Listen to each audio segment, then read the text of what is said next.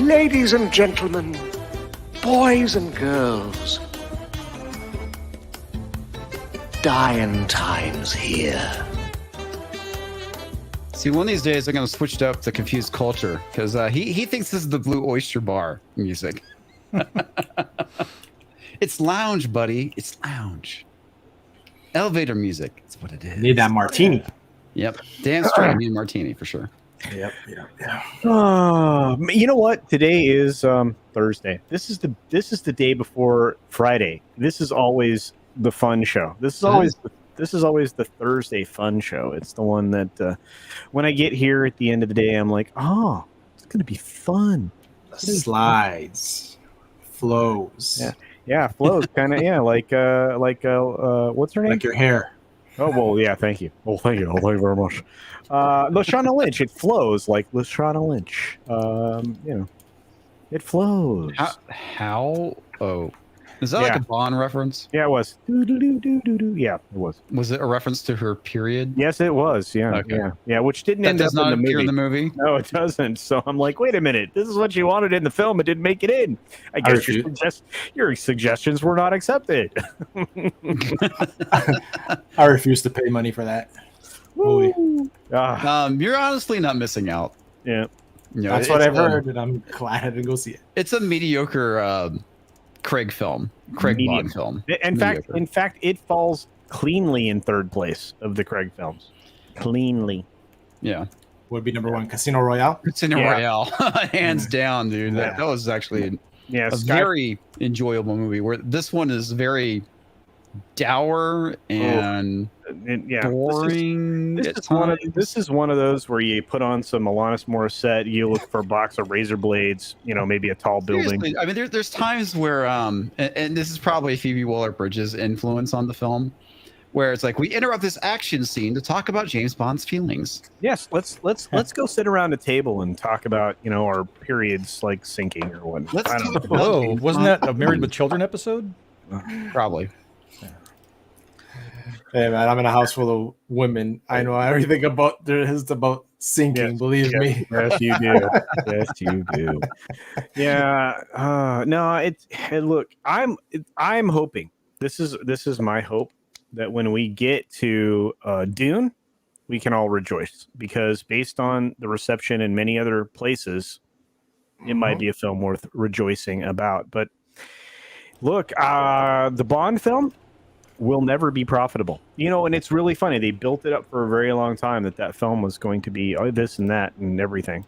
And it is not going to get anywhere close to being hell no. Break even. Not even close, man. Yeah. What is it? 200 million was the budget?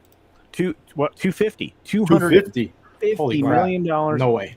Yeah, no. And that was before. Yeah, that was before reshoots. That is just the budget of the movie without marketing, without reshoots, without it being shelved for a year and a half. And four promotional campaigns. Not one, not two, not three, but 4 promotional campaigns. So you don't think that that was dumb?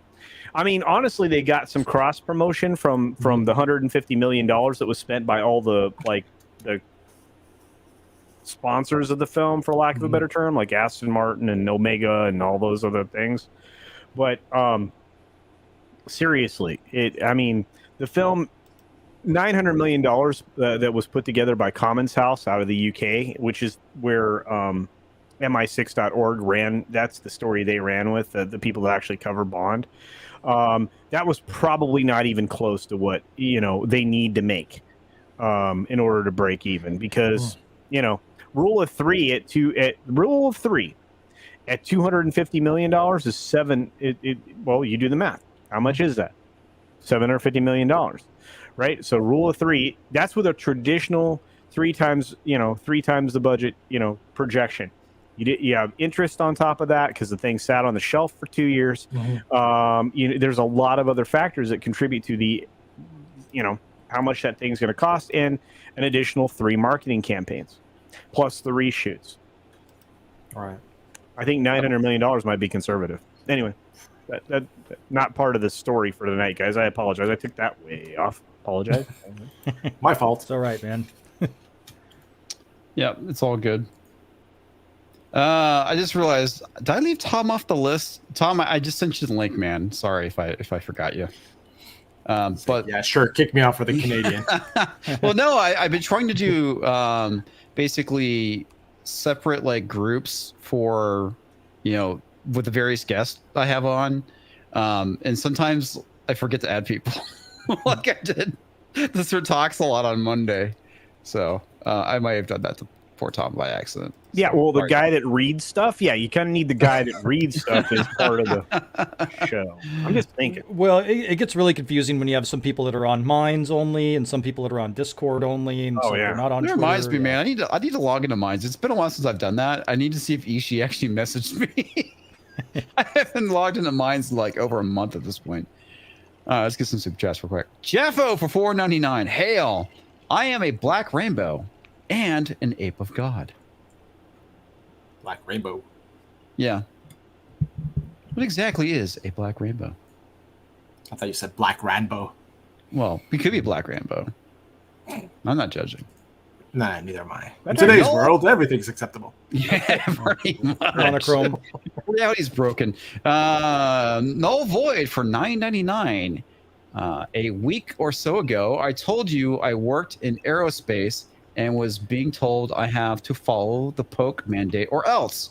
As of yesterday, I would have notified them of my 2 weeks notice. I will not comply. Wow, dude. Congrats. Good for you. I mean, Absolutely. It sucks that you're losing your job, but congrats on standing your ground. And not only that, maybe enough people will do that, and you won't lose your job. there have been several companies that have pulled back on that, especially the restaurant industry, stuff like that. Also, there are some legal folks out there that are telling you don't quit. They're saying make them fire you for this. Absolutely. And Because they have to give you a valuable basis reason for firing you. And Yeah, ultimately, let's see. Hopefully you have something already lined $700,000 fine or being a class action lawsuit. we're gonna have Time to see. start making them think, do those calculations. Yeah. You end up with hundreds of people that are losing their job because of a mandate that at any point in time could be judged to be not legal. Exposure. The other thing too, if you actually quit, you can't file for unemployment. That's true, and they kind of want that. But hey, look, I appreciate you holding your ground, Null Void, and congratulations. Oh, he says. Actually, hang on. Let me get this. I'll follow up with this comment. So Darius Munchausen for $149 with a box of popcorn. We also have Uber Geek for £5. Many people in my neck of the woods, UK, don't consider Craig as Bond. It ended with Brosnan. I don't blame them one bit. I didn't really enjoy the Craig Bonds myself. It just seemed too actiony. That's exactly what they were going for. Is that they were going for more of a action-oriented, more like the Bourne Identity type stuff. So it jumped on me. There we go. Because Null Voice says, I already have a new gig lined up that pays much better. Well, there you go, buddy. You made the right decision. Absolutely. Then that's the right way to do it. Yeah. I was just telling backstage about my sister-in-law. She works for a pharmaceutical company, and she was offered a raise. One of the terms was she had to get vaccinated, which she doesn't want to do. And then she was told that she had until the 15th of September, but they pushed it to the 15th of November for the deadline where if you don't get vaccinated by then, you lose your job. So it's basically she's not getting vaccinated. So as of the 15th, she's going to lose her job. Yeah. And Now, hopefully, if enough people basically stand their ground on that, they will basically be like, never mind. There's been a few companies that have already done that. Yep. Oh, yeah, because it's hard to find replacements. Yeah, Yep. and That's the thing. Yeah, healthcare is about to go through that same thing, especially in New York. It's going to be very bad in New York. If you live in New York, you may not have qualified people helping you in healthcare. They may be National Guard. How many National Guard people do you think are trained in medicine? Well, our good friend Mondo Merck, who lives in New York City, was telling us some horror stories about what's happening in New York right now. Let's see. And one thing that Starscapia points out, which he's technically correct on, if they fire you, you can't get unemployment. I bet if you hire a lawyer, you probably could. Oh no, he did say you can get unemployment in that Yeah, you added a T. Oh, sorry. Well, it depends on what state you're in. There we go. You can. Yes, there you go. Yeah. But I did hear that Biden said that you can't get unemployment, but I don't think that's legal. Yeah, you can't get unemployment, and we're going to track your PayPal and Venmo donations. Yep. I've already been notified like 4 times to add, update my info for PayPal. Yeah, they just did that to me too. They want my ID, they want a bank statement, and they want a copy of the card. It's ridiculous. Yeah, and I don't know that I'm going to do that anymore. Yeah, I think I'm going to have to find a different service. I guess Gab's rolling something out. Maybe we'll try that. Wow, that's nuts. That really is. Yeah, the IRS really wants to crawl into your wallet, folks. It's pretty ridiculous. Well, they know that they're actually going to lose a lot of people from the tax rolls. This is actually showing the overreach of government. They know that the collateral effects of that are going to be something else, and people will earn money by other means. They want to figure out if they are earning money by other means and be able to tax it, because far be it from us to exist in a free society. Yeah, well, I already declare all my YouTube stuff on my taxes, so it's not like it's not like they need to track that. Yeah, you listen to an IRS, don't compliant here. Yeah, no, I'm seriously. I'm being serious. I'm not saying that just because we're live. I mean, I legit claim this shit on my taxes. Well, and I actually formed an LLC specifically for my YouTube channel because once I knew I was going to get monetized, that's the next logical step, so that everything that I spend channel related is a write-up, which means the irony is that my wife's aunt, she used to work for the IRS, and she told me not to declare it. I was like, let's play it safe. Well, yeah, I don't know. I'm not a tax specialist, but if you don't get a 1099 for it, I wouldn't do it. But that's whatever. You will get a 1099 this year. Yeah, from YouTube. Yes. Yes, you will. No, I don't have to worry about that shit. I'm not even monetized yet. Go for the stream elements, man. If you want to see about people getting you donations or helping you out, there's always stream elements. That's always a beautiful thing. And you get to get around Mama Susan taking her 30% cut. Mama Susan. Damn Mama Susan. Yep. Let's what the fuck? Camera. Hello, camera. What happened to you? Wow. How do I get one of those? There is no comics division. Only no. I for whatever reason, I guess the software didn't pop up. Hang on, let me fix that real quick. There you go.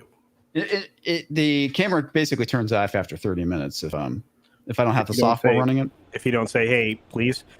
So for those of you out there in the chat, and I know we're only 13 minutes in, and I will make this announcement towards the end of today's stream, I am going on full meme jihad, which means if you have an idea for a meme, especially, fighting back against whatever based in today's society that we're constantly fighting. Thank you, Wes. Send me your idea. I'm going to start going full meme. I think it's one of the only ways we can beat it back. Yes, chat. Send us your ideas, but I have some ideas. Joe Biden's senility and the Facebook whistleblower about how she lost a friend. hey guys, keep talking. Let me troubleshoot this. I think something came unplugged. So taking you off my Facebook. Whoa. No, but it's one of those things. It's like I really believe if you send me your ideas, and it doesn't matter if it's a Let's Go Brandon thing, if you want to talk about any of that stuff, I will create the meme. I will put it out on Twitter and on Minds. I need ideas, right? Because I have a few of them. Usually mine are not going to be safe for work, but I have some. I need ideas that are safe for work. And if you have clever ideas, send them to me. My DMs are open, which has always made me a target for some really hateful shit. But I'm so jealous too. Oh man, you don't. Yeah, I just go delete. I've got a guy that's dedicated. Like once a week, I get something from him, and it's like, okay, whatever, brah. I never respond, but I'm open. I'm like, send me, if that's your jam, if that's what you've got, and if it has, you can call me a lot of things, and people do.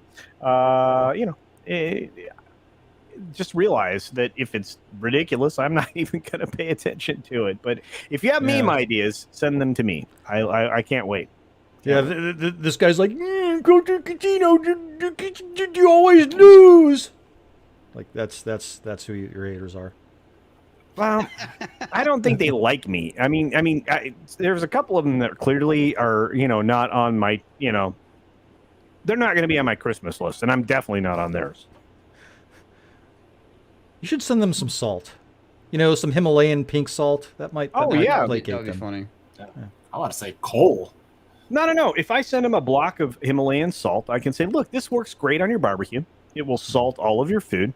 It'll bring everything up to the level that you desire, full of salt. It's amazing. Yep. Right? It's got minerals in it. It's great. Yeah. Actually, you know what? One of the cool things. So, like, if you lightly season your steak and you cook it on a Himalayan salt block on your grill, dude, that thing lights it with flavor. It's incredible. Salt is good, right? But you don't want. Here's the other thing. A lot of people tend to like prepare their meat ahead of time, like if they're making steak or whatever, and that's fine. Do not add salt until you're about to cook it, because you will destroy your meat. Some people prepare their meat ahead of time. They do. Well, I mean, if you're Drew, it might take 2 or 3 weeks to prepare your meat. I leave my steaks out to room temperature before I throw it on the grill. There you go. Yeah, exactly. You tray them and you rub them. You rub them. You have a good. Yeah, you got a good rub. If there's anything Coach is good at, it's rubbing his meat. I am great at rubbing my meat, and the very last thing you do is the garlic salt, and then it goes on the grill or however. Yeah, that's the last thing you do. Last. Right before you cook it, because otherwise the salt robs the meat of its moisture. Don't do that. That's bad. Nope. You want your steak when you put it off the grill that it oozes those juices onto your plate. Yep. And dip it with bread. You do. God. Go ahead.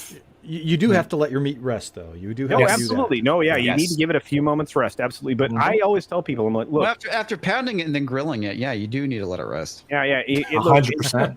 Yeah. And look, you're putting a lot of effort into your meat here. And so the most important thing really is to have a grill that's properly temperatured. When I say that, I mean high temperature, because the goal is to sear the meat on both sides to retain the juices. Right, that first flip, it depends. If you're looking at like an 1.5 inch thick, like boneless ribeye, that if it's that thick, right, you're gonna go 8 minutes on one side, then you flip to 4 on the other. That gives you a quality medium rare finish at 600 degrees. You want that elevated temperature level to keep your moisture in your meat. I'm not kidding. I'm teaching you stuff. This is good. It's important. Listen to Culture Casino. Yeah. This segment was brought to you by. Oh man, I'm getting hungry. Steak. Yeah, here in California, we do the tri-tip. That's our barbecue here. Our answer to Texas barbecue is tri-tip, apparently. Apparently, my camera is just going to keep turning off. I have no idea what the deal is with the USB. Right. We can see you now. I can see you now. Well, it'll be on for the next 30 minutes, and then it will cut out again. You look familiar to me. Do I? Yeah. How do I look familiar to you? Well, you're better than what I saw recently, which was no signal. So. No. In the abyss. Yeah, I get it. I get it. Hey. I usually do like 13 minutes on one side to sear it on high heat of the tri-tip, and then 13 minutes on the other side, and then I'll put it on low heat for like 16 minutes, and then perfectly medium rare. Depending on how hot the grill is, I usually do 3 minutes each side for mine. It gets a nice medium rare. Yeah, have you ever deep fried a steak? I have not. No. Interesting. There's a guy that one of my conferences, police officer, he butters it all up. Right. Oh, okay. And butter, and then he deep fries it. For how long? And I just lost my camera. Yeah, I saw what the hell is going on? Oh no, man! It's like the CIA or something. There's CIA. He's after our cameras. Yeah. All right, J.A.F.O for $4.99. I got the poke before the mandate. I find that the mandate's highly unethical. Nuremberg Code. I'm studying to get my A+, to give me more options. There's also other tech certifications that you can get besides A+, man. I'm actually surprised that A+ is still around, to be honest. Dude, do you realize? Okay, well, you know how many antiquated systems are still like running shit. That's why everybody's so. Oh open yeah, to for bullshit. sure. Well, the funny thing is, back when I started in computers, when I took the A+ certification, I failed it. I passed the hardware portion, but not the software part, which is ironic. Man, when I was in college, I didn't study. You know, this is just like my boss told me to go take it. When I was in college, they were teaching us DOS 6.2. Yeah. Well, this is when Windows 95 came out. Yeah, and I knew a lot about Windows 95, but I knew jack shit about Windows 3.11. So all the questions were like Windows 3.11 questions. I was like, I have no clue. When was this? What? Give me a year, because shit, like 95, 96. Oh, like when Chicago was coming out, right when we were about to go full GUI, Windows 95. Yeah, I said 95. Yeah. No, I know, but understand that I had been working in 3.11, right? And then we were already testing Chicago back in those days. That's right. It was called Chicago. Yeah. Yeah. The Troll for $5, and there goes Guy Scar's camera again. George Takai's upset that Shatner went to space alone. Takai would never leave his friends behind. Well, it's a good thing that George Takai and Shatner aren't friends. Understand that there was a very deep joke there. Yes, yeah, I know. A little double entendre going on there. I know. It was very penetrating. There was a lot of penetrating joke. Well, it was very much like that. I had that joke. I made that joke as well, which was basically how was it? Anyone else find it funny that William Shatner is basically writing Jeff Bezos' cock-shaped rocket to space? I'm surprised. I thought I was going to get a lot more hate for that, but it was meant as a joke, out of love.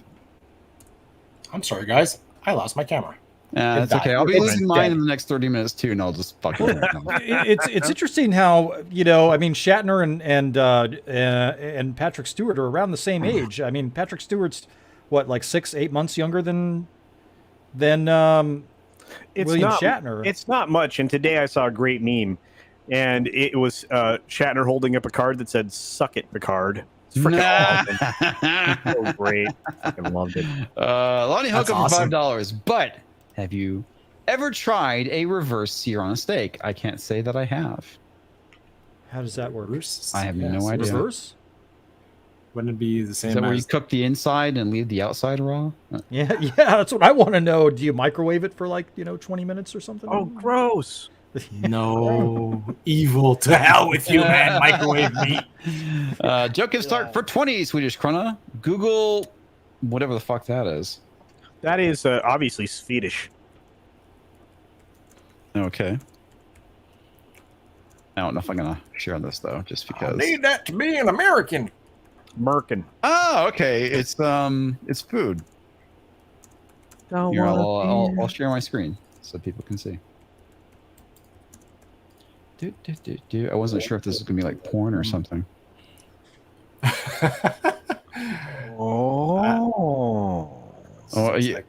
Lump is a dish originated from Norway, Sweden. Yeah. Frozen moose steak. It's roasted at a low temperature.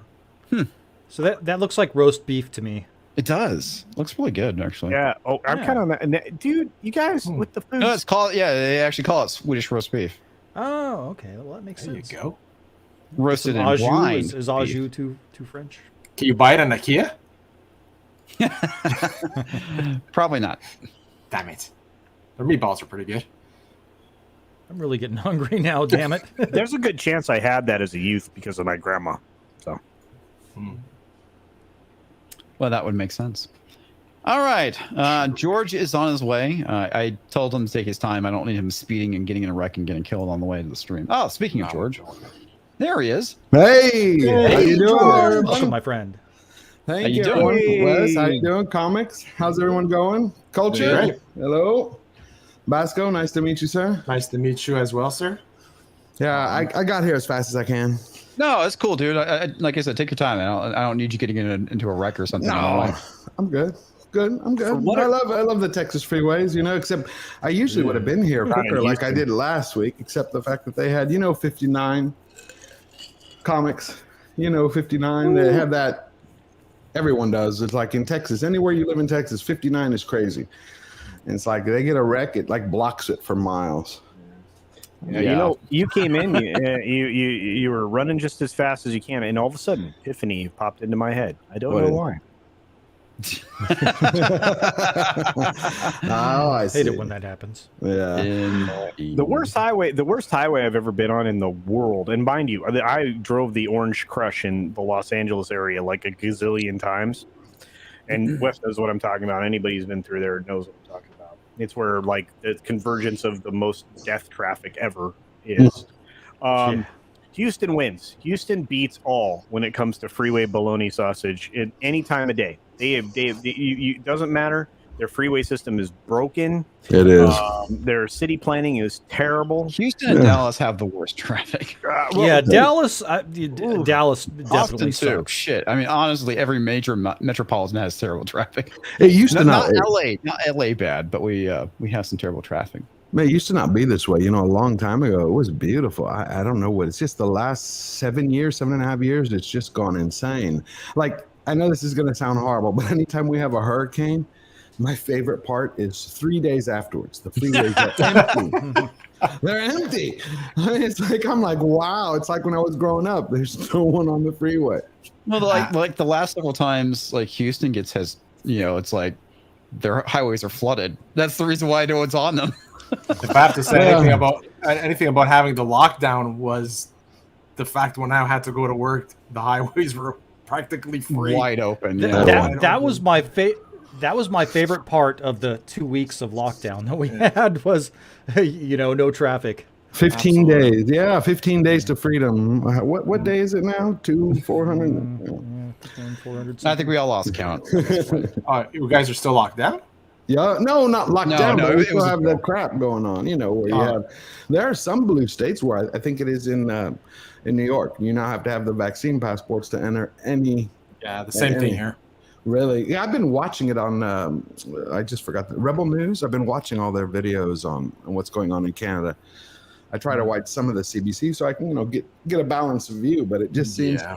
I actually don't understand that. I'm glad you're on. I wanted to ask you, what does it appear to be? Like, I see the Australians, they're all slowly getting up and saying enough's enough. It seems, from my perception, that Canadians are more complacent. Complacent. Okay. No, we're complacent.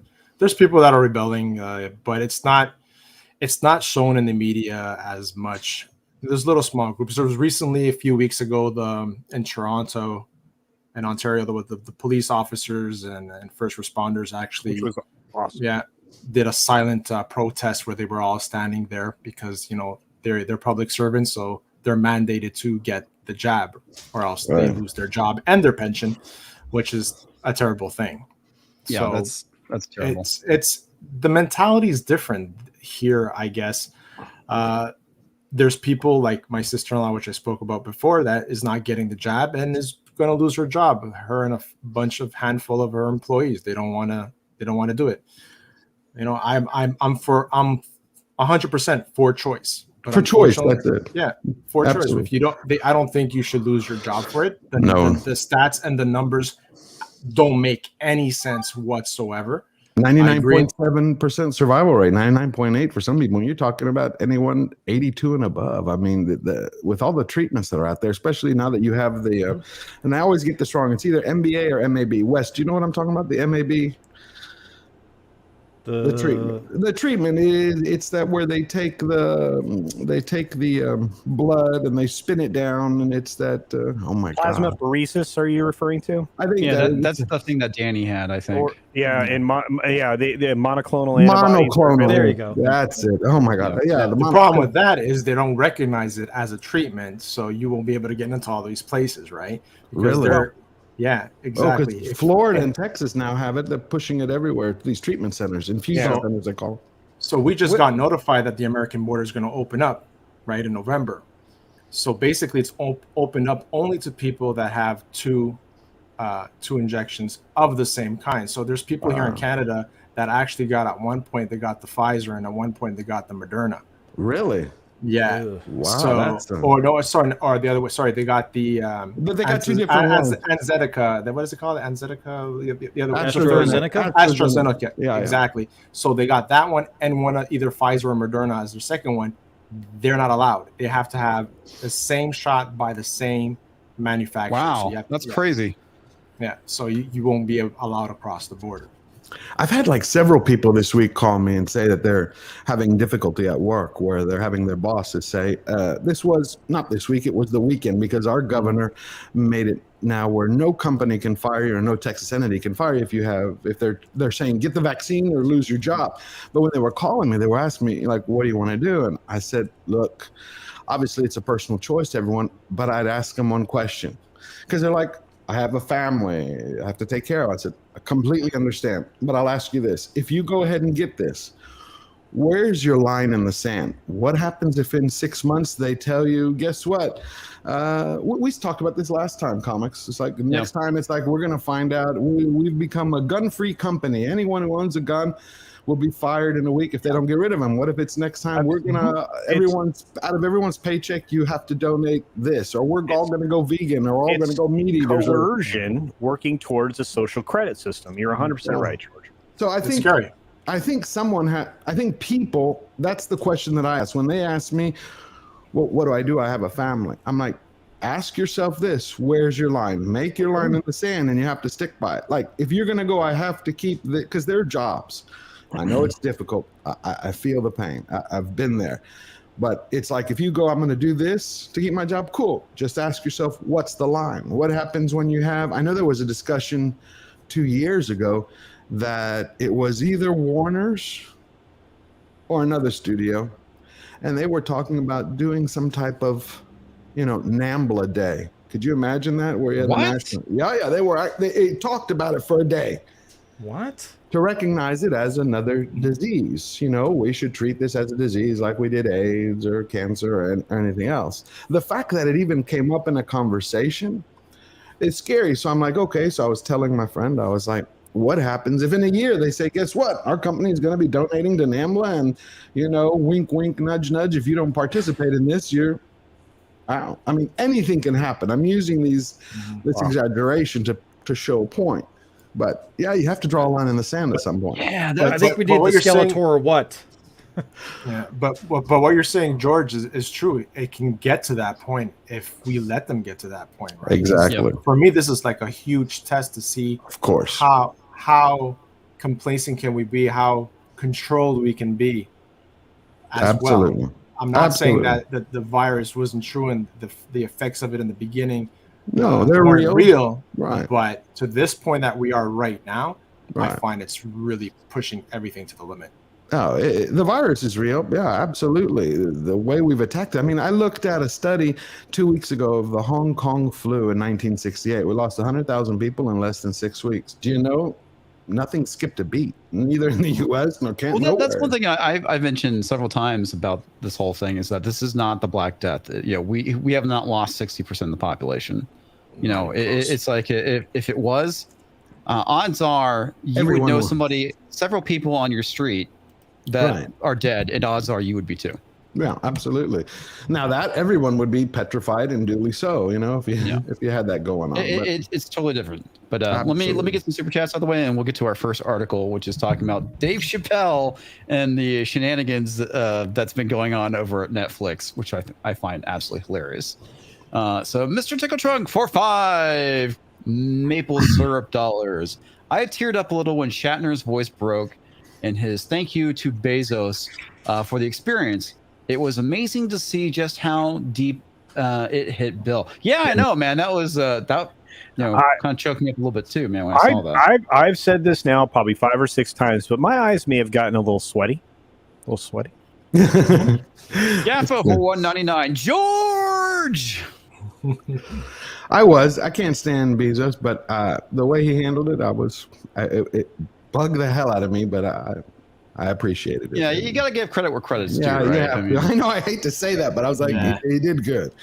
It choked me. The penis rocket is amazing. Yeah, it was. Rocket. Whoever thought it's a pecker. That reminds me of friggin' Austin Powers. Yeah. It does. That's good. A pecker pot. Well, the first time he launched, my wife was telling me, like, Jeff Bezos' rocket looks like a dick. I was like, what are you talking about? I went to Google it. It's a like, holy shit, it does look like a dick. It is. Did you see what Takai did today? They had an article on Bounding in the Comics. Yeah. Somebody super chatted me basically saying that Takai said that he wouldn't leave his friends behind. Stuff like that. But he was like basically saying, well, he was giving that backhanded compliment where it's like, yeah, he went up into space. He's now the oldest person. And, kind of like he hinted that the only reason they did it is because he's 90 years old. So he's a good specimen to study people at that age. Yeah, that's right. There is that too. It's like, I really want to know, where did their feud start from?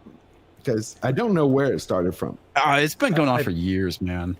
I think the latest iteration was that William Shatner wasn't invited to George Takei's wedding. Yeah. Because they asked Shatner, like, where did this start from? He's like, I really don't know. Because Takai says every time Captain Kirk wants publicity, he starts this quote unquote feud. And Shatner's like, I never really knew the guy and I never really saw him. He'd come in like Wednesdays or Thursdays and shoot his scenes. And he goes, I never talked to him until we were canceled and on the last day of the last show. And he goes, that's the first time I talked to him. I'm like, well, the way you frame that, I'm sure the guy's going to get pissed. Like, you've been on the show with him how many times? Like, I don't know who the dude is. It's just the guy who's in the chair. Well, I guess, a lot of people say it was Star Trek, the second Star Trek film. Where they started to, develop this rivalry. And, of course, Takai wouldn't do a particular movie unless he was a starship captain and so on. Oh, Undiscovered Country? Yeah. There was a lot of weird stuff even in the background. before that, he was supposed to be the captain of the Excelsior. Oh, really? Well, he was actually the captain of the Excelsior. Yeah, and Undiscovered Country. What, did he want it before that? Is that what it is? Yeah, he wanted to be. He wanted to be equal to. He felt like he'd been slighted all along. It was a weird thing, and I'm going, wait a minute. The star in Kirk versus Khan. I mean, look, it's okay. George is George, and he's kind of cool in his own way, but he's also really petty. So I'm like, oh my gosh, dude. Yeah. As Jim points out, Takai. Takai. I hear enough if I pronounce it right. I don't care. No disrespect, but George Takai, whatever. He's a little sensitive. Tomato. How about George Tacky? How about that? You like that? I like that. I like that. That's a good one. But he's a little sensitive. I used to like him, and then he's a lunatic. Yeah, he went something changed. SJW. Yeah, that's the problem. Is all these people started to be like, "Oh, I got to fight for all these marginalized groups." I'm like, no one in this country has been marginalized for a very long time. I really wish the pimples in politics would go back behind the door. Just be an actor, a thespian, be a celeb. Just go back. Meaning behind the door. Like, I don't want to know about any of your personal lives. I don't care what you do. I just want to see you in a film or show. Speaking of thespians, I want to know why Juliana Margulies has not been canceled for playing a lesbian love interest for Reese Witherspoon's character on that stupid ass morning show thing that Apple Plus has. Why she's not a lesbian? She's playing a lesbian. Oh, I see.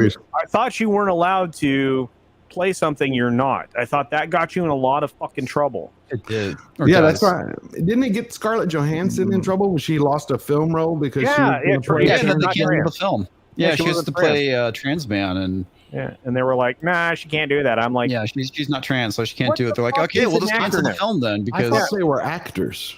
Yeah, that's what I said. Well, I mean, what the fuck does that mean anymore? Well, George, you're absolutely wrong. They're not actors. They're actually activists. That's what they are. There you go. That makes sense, because I'm like, actors, they're supposed to be people, they're not. Well, that's all different now. It's like it's a different A word. It's kind of like reality TV. It's like films in a way they haven't become, but I'm talking about in the way that their publicity is designed with their leading stars. It's almost like reality TV. While they're shooting the film, they're constantly doing, standing on a soapbox going, I'm for this cause or this thing happened or that thing happened. Yeah. I miss the times when you'd see an actor. They just act. He'd do a press junket. Yep. Here's my movie. It's coming out. Be glad when it comes out. You see him at a ceremony. You see him at the Oscars, and that's it. Yeah, well, it was great when you would get him on late night TV. They would ask him the 5 questions they'd already done the pre-interview on. They'd say, "Hey, do you got a clip?" "Yeah, here's the clip." "Well, you want to set it up?" "Sure, here's the setup." And it was like this whole thing. You knew it was going to come. You'd get the thing. Sometimes they'd be funny. Sometimes somebody would write a joke for him, whatever. Or they would have a stupid people trick that they could do, and it was a lot of fun. Absolutely. And in the last, 8-9 years, as they started to push all this garbage at everybody, now these people have to conform with this. I got to push this ideology. I have to do this activist action. I have to say these particular words. I can't say these words because those are no words. And I'm going, in the English language, outside of the the words that George Carlin told us about for television, you can say any fucking thing you want to. Right. Yep. So here's something that Mr. Tickle Truck is saying is that film might have been good too. The film story is actually interesting. Yeah, no kidding. And that's the thing about it is that you actually would get some, trans representation on screen, and the film is interesting because this is actually based off of a real person, and you basically torpedoed the entire thing by complaining about it. But isn't that what we want, right? We want writers to write rules for specific whatever, gays or whatever, and actually use those actors that are gay and actually throw them into those roles instead of, gender I don't know, man. swapping. I think that it goes back to this. I don't care if you have a gay guy playing a straight dude or a straight dude playing a gay guy, right? I mean, that's kind of the whole point is that it's acting. Right, but I was leaning more towards comic book material related and movies related from I do think that there's no better actress than Laverne Cox to play Michelle Obama.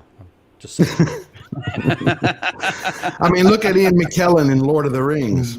I mean, perfect actor for the role. I don't know. Billy Porter could probably do Michelle Obama pretty well also. Oh.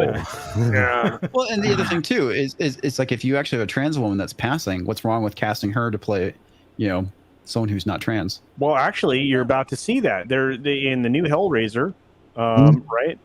That's actually Jamie is actually formerly a dude. I don't know what movie you're talking about. Sorry. The new Hellraiser film? From years ago? They're redoing that? They're redoing it. Yeah. So the new Hell Priest is going to be this person, Jamie, that I have to be careful. I don't know how to say stuff. I want to make sure I'm not screwing up. So that person is going to be playing that person. That person used to be male, now female, right? So, but if they play it as a female, then that's one thing. If they play it as a male, that's another thing. I mean, at what point do we figure out that actors should just act in whatever role they have? I mean, The Crying Game is a perfect example. Oh yeah. Of casting something the right way, but not having that be something that was out there in the world. You know what I mean? So it's just weird. Yeah, we live in a weird place. I mean, and entertainment's like kind of the thing. I mean, I have consumed loads of entertainment my entire life. So, looking at films now, I'm disgusted by what I see on the screen because nobody's allowed to be an actor anymore. As you guys mentioned, they're activists, and it's dumb. I'm getting tired of it. It doesn't look good. It's a bad look, and you end up with crappy projects because you're not telling stories anymore, man. You're preaching at the audience. The audience is like, fuck you. If you wonder why these films are doing so poorly, that's why. You're going to see these. If Marvel keeps leaning into this shit, you're going to see not only the Disney Plus series start to go downhill in viewership as they have been. You're going to see the continuation of the earnings at the box office go down. Well, actually, maybe not because inflation's going up at 5% plus a year. Right. Okay, this is interesting. Hang on, I'm sorry to cut you off. That's all right. This is something I didn't know. So Josh Scipio is saying is Clive Barker envisioned Pinhead as trans. Is that actually a thing?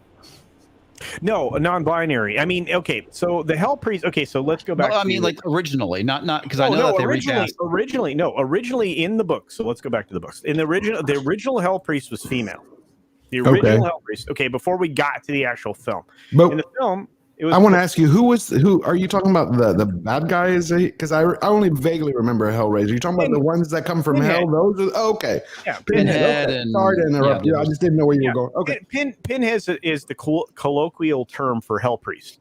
Right? Okay. It's what we say hell priest as, right? But originally, if the literature, the initial hell priest was female, believe it or not. But, okay. But at the same time, they appeared to be non-binary and revealed themselves in the book, right? Mm-hmm. In the film, obviously, we got the original actor who was obviously, leaned more male. Yeah. But it didn't matter because their sexuality has nothing to do with being a Cenobite.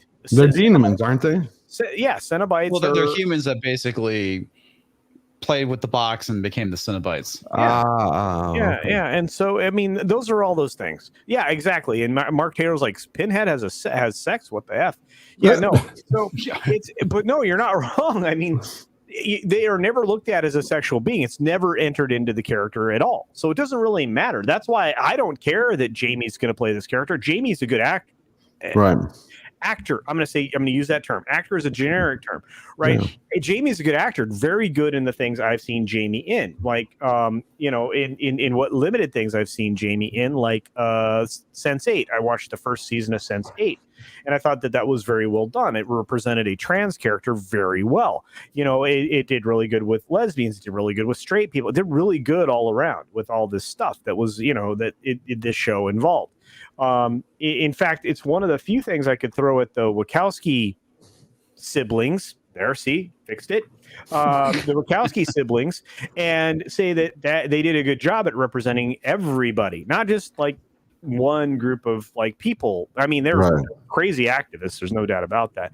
But at least their activism at least reflected a good story in the first season. The second season was complete garbage.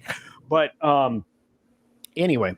The whole point about this is that it doesn't matter what sex or non-sex or whatever a Cenobite is, because again, it didn't matter in the books, it doesn't matter in the films, because they're not banging uglies together, right? It's not pertinent to the story. It's not germane, so it doesn't matter. So anyway, it's crazy. Like 15, 25 years ago, we didn't even think about that stuff and made a big deal about it. I was just thinking, what did we call that 20 years ago? I was trying to think about the terms. They're called transsexuals back then. Or transvestites. That wasn't. Transvestite and transsexual. Oh no, there is different. That's what I'm saying.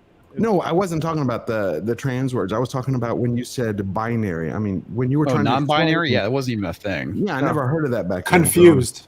No, now they would fit into the LGBT somewhere. Well, no, actually, back in the day, there was if you go way back, there was a psychiatric and psychological description of people who suffered from, and this is not my terms, YouTube, Mama Susan, it's some kind of disorder. That is not me. I didn't say it. You're talking about body. No. Body dysphoria or dysmorphism. Just dimorphism or dysphoria. Those things are real. Don't get me wrong. That's a different thing altogether. I'm saying that back then, it was listed in I think the terminology is DCI. I don't remember what. Yes, it is. Yeah. So, but that's not. It's still actually in the books. So. The DCM, yeah, it still is. Yeah.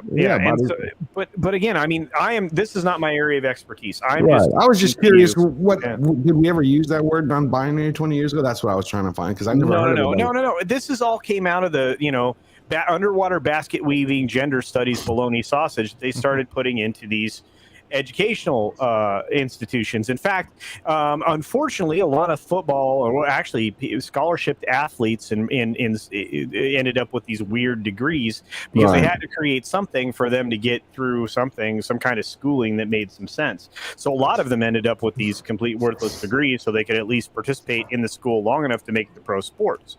So, I mean, so we have athletes to blame. Well, no. I'm just saying they ended up in these bullshit degrees is all I'm saying. So you like I said, I mean, when we conflated or dissected from the idea of gender and sex, then we had a problem. Right? So yeah, absolutely. So Elagabulus wants me to read his Ko-Fi donation because apparently it's relevant to what we're talking about. Tim, Gary Superman, thoughts. Gary, well, isn't Lord of the Rings a queer allegory? Tim, it's like chickens, you know? Luke, but my shirt's 2 hours later. Tim, Gary, thanks for listening to me. Gary, fuck. Jesus, that's funny. Oh, dude, that's hilarious. That is. He did that last time. He's really good. That's cool. I like that. And here's the thing. I mean, and we have to be really careful in these subject matter because Crowder got a hard strike from YouTube. What was that about? I know, dude. What was that about? I heard about it. What was it about? Comics, culture?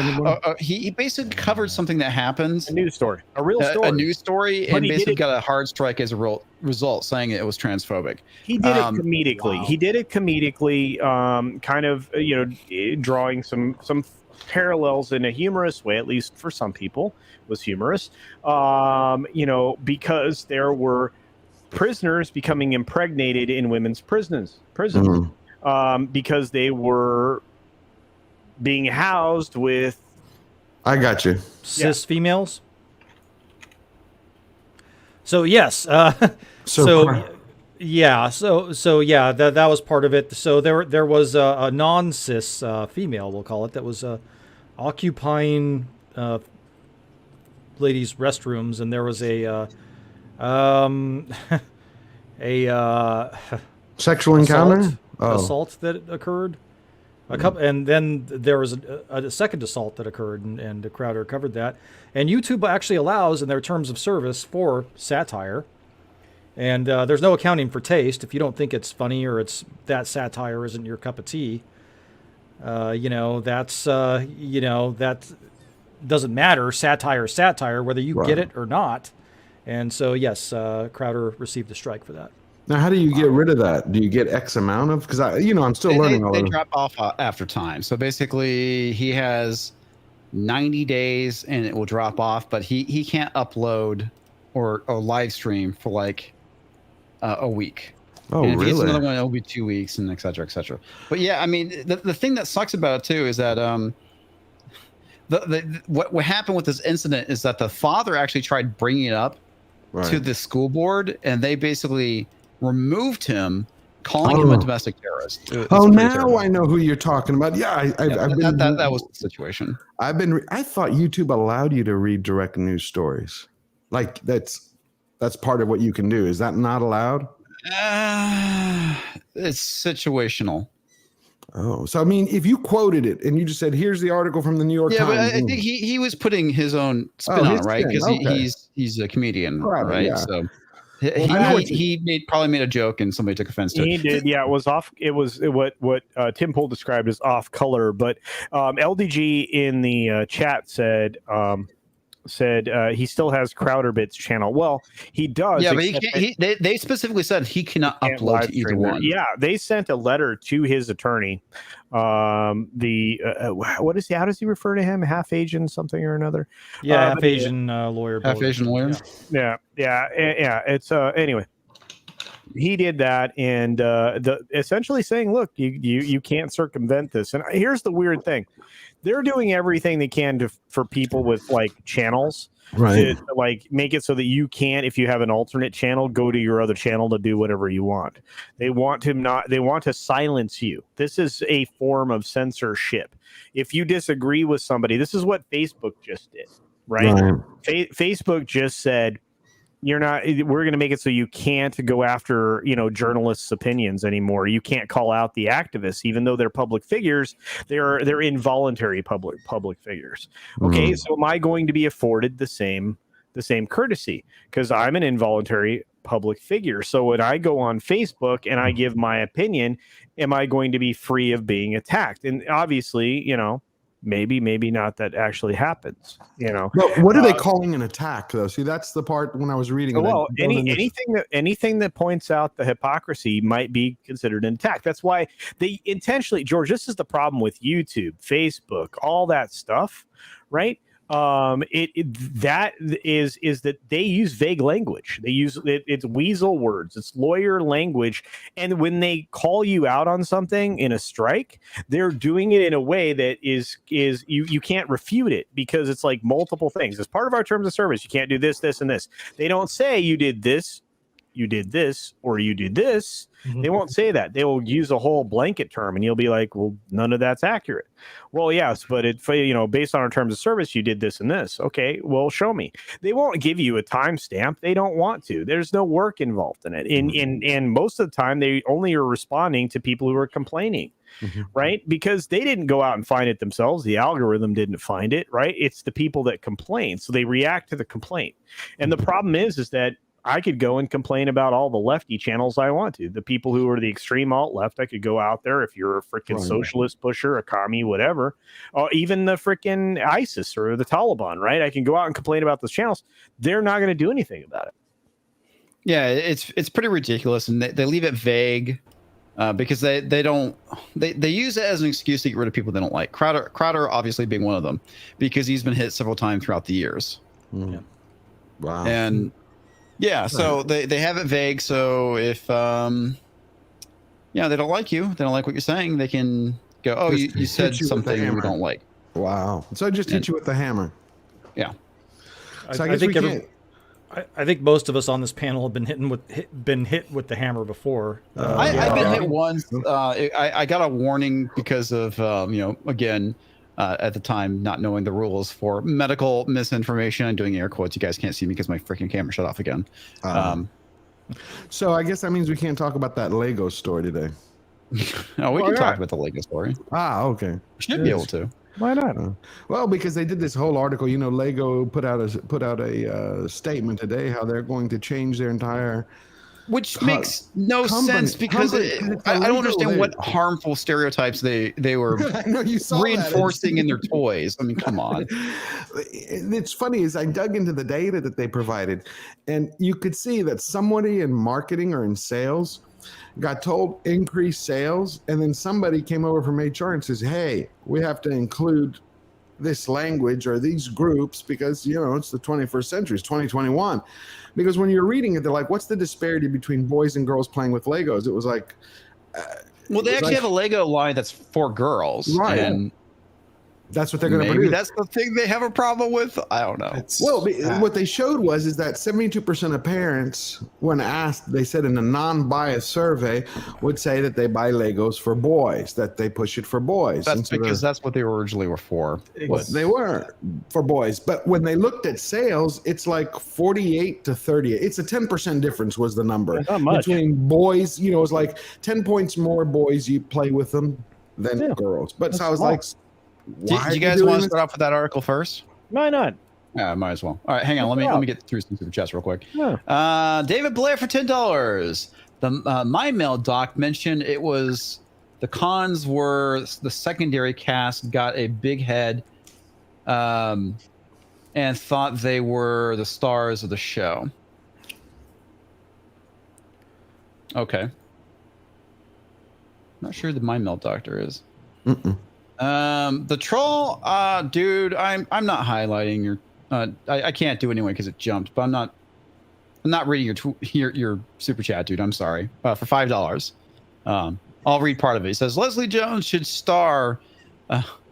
Leslie Jones is a shoe-in for a certain character in a movie. I will not read it entirely because it's offensive. Mr. Ticket for $2. Behave yourselves out there. $. My Cinnabons are sexless. 100% canon. Love it. I love that. Yeah, I love it. He's the best. Mr. Tickle Trunk. Yes, he is. All right. So here we go. This is the Lego to announce new focus on ensuring their toys are free of gender bias and harmful stereotypes.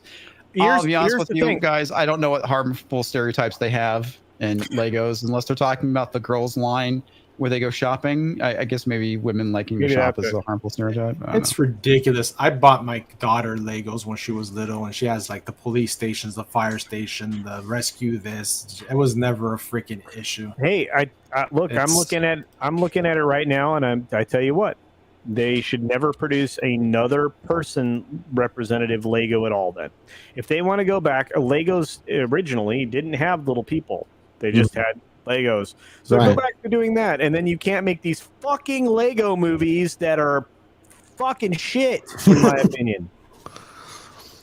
Everything is awesome. But I like my Lego Batman. I like my Lego Batman. But then they're going to start talking about colors. Come on. If you go back to just blocks, they're going to be like, there are too many red ones compared to too many white ones, compared to too many square ones, compared to too many round ones. There's always something. Mm-hmm. Okay, so the thing is for sure, whatever gender you are, if you step on one of those things, it will hurt a lot. Oh, yeah. Indeed. My mail was Shatner and Nimoy just talking in Nimoy's backyard in 2021 or 2022. Okay. Interesting. I had no idea what that was. Robert Altus for $5. And that was 2001 and 2002. Yeah. Nimoy's been dead for a while. Yeah. No, I said 2021. Sorry. I get my years confused. Sorry. Rob Altus for $5 Biden. The only thing harmful about Legos is stepping on them. Yeah, absolutely. They hurt like a bitch. Dude, yeah, in the middle of the night, you that will ruin your universe. You will not be able to go back to sleep. You're in so much pain. It's terrible. It's like stubbing your toe, on the dresser. The foot of your bed. Oh, yeah. Not good. Okay, not so funny story. When I was a kid, I obviously play with Legos, and there was times I would leave them out. Ooh. And I'm trying to remember what exactly happened, if I fell or tripped or something, but I actually ended up with a Lego embedded in my knee. Like, oh damn! Not like embedded, like stuck to the skin, like penetrated the skin and went into my knee. Oh damn! Oh. Yeah. How did that was happen? Huh? How did that happen? You got a Lego embedded in you? Yeah. I fell on it. That's why. Oh Jesus! You just fell. Oh wow. Yeah, I tripped and I something happened. I don't remember. It got caught on the carpet or something, and it flipped up and right in my leg. Wow. Yeah. Wow. Look at the super chats. The super chats are flowing. Thank you guys. Oh, yeah. Kicking it. All right. Roof Korean the base for $5 American pesos. Comics and CC. Meme drop in and clip suggest Norm Macdonald replying to Sarah Silverman sound like some effing commie gobbledygook. Never gets old. Never gets old. All right, we'll get to Toxic Man Flu real quick, and then we can get to this article. Comics Division Prepper tip number 3. Remember, for every gallon of water you store for the apocalypse, you need to store 2 gallons of gender fluid. That's good advice. If you don't replace the gender fluid in your car in your tranny, then your tranny could go bad. So yeah, I'm telling you, right? Yeah, and for every 2 gallons of gender fluid that you have, make sure you have 4 gallons of petrol somewhere to power your generators. I'm just saying. That too. All right, Culture, take it away, sir. In promotion of a new campaign focused on advocating for female inclusivity in the consumption of their products, Lego has announced that they will be taking steps to ensure Lego products and marketing are accessible to all and free of gender bias and harmful stereotypes. I love bounding, but that was the 1 paragraph, 1 sentence, brah. Fix that. You can yell at Spencer. All right. I love Spencer, by the way. Launched on October 10th, also known as the UN's International Bullshit Day. International Day of just one girl, not all girls. Anyway, okay. Maybe there's one girl out there there's one girl. Okay. Lego's new Ready for Girls campaign, according to the company, aims to help girls rebuild the story and welcome more rebuild the story? That Legos are for boys. I needed to be rebuilt. Build back better is this. This is another commie slogan, I guess. Anyway, rebuild the story and welcome more girls to Lego building, ensuring they aren't losing out on the benefits of Lego play due to societal expectations. Unbelievable. Lego is apparently seeking to push back against the perception that their products are a good example of inclusive toy brand, as according to the research study commissioned by them in partnership with the bullshit Gina Davis Institute. Lego play is still considered more relevant to boys than girls. By the way, Earth girls are easy, Gina Davis. Fuck you. All right. Lego play is still. I'm sure she's ashamed of that movie now. Even though she should be fantastic. I like The Long Kiss Goodnight. She was great in that. She was great in that movie. Also, fuck you. Okay, anyway. Lego play is considered more relevant to boys than girls, with 59% of parents saying they encourage their sons to build with Legos, bricks, compared to 48% that they encourage their daughters. That is literally a dead fucking heat. Yeah, that's what I was telling you. It's like a 10-point spread. It's ridiculous. Well, here's the thing. Like I said, they've actually included more like females in their minifigures these days, so it's not like it's an issue. Right. I don't get. I mean, they have female police officers. Yeah, you can get 100%. A female Lego cop. Yeah, get a female Lego cop. They have female, spacemen. Right. That's why I was saying. It sounded like someone in sales was like, "We need to up sales." Then someone in HR got together with someone in marketing and said, "Hey, we're going to do this. We got to include this." Yeah, well, let's be honest. They're gender neutral. They are. I mean, they really are. I mean, and they always have been. That's the other weird thing. But maybe boys played with them because that was. I think it was more targeted towards boys, but I mean, girls. I mean, I remember like back in the 70s when they showed both boys and girls playing with them. Oh yeah. As long as when they present the female Lego police officers, they have the one Canadian guy that breaks out of two of their grips and runs away and makes them look ridiculous. I was going to bring that up too. Anyway, I think is they're preparing this to make more beta male battalions, because it seems to me like they already make the girls one, so it must be that they're going to somehow feminize the male one. That's one of the best Canadian police clips I think I've ever seen. But anyway, yeah, I had a good laugh at that. This view became more pronounced when parents were asked to complete an implicit bias assessment, and 76% said they would encourage Lego play to a son. 24% would recommend it to a daughter. The company added, "Wait, the fuck? What? Okay, that is diametrically opposed to the numbers that you fucking have in your study, you stupid fucks." Okay, the numbers probably were based off sales, and this one was based off of bullshit. They went out and it's like, hey, these are likely voters according to who, you stupid idiots. Anyway, to that end, Lego has promised that the Ready for Girls campaign, by the way, this is incredibly sexist, aims to help girls rebuild. There's the other bullshit word, commie word. There you go. Rebuild the story and welcome more girls to Lego building, ensuring they aren't losing out on the benefits of Lego play due to societal expectations, while additionally assuring their customers that the company will ensure any child, regardless of gender identity, I think is the word. Yeah, good job, Spencer. Hey, guys, Bounding, I love you guys. John F. Trent, I love you. Spencer, I love you too. Guys, get a fucking editor. If I'm gonna give the Mary Sue shit for the same, for the same thing, I'm gonna give you guys shit too. So right, it's out of love though. But I kind of felt the Mary Sue's out of hate. I kind of felt like I just gave them some shit on the but anyway, feels like they can build anything they like, playing in a way that will help them develop and realize their unique talent. Yes. Special Soulflake. Okay, the company is committed to making Lego play more inclusive and ensuring that children's creative ambitions, both now and in the future, are not limited by gender stereotypes. Lego continued.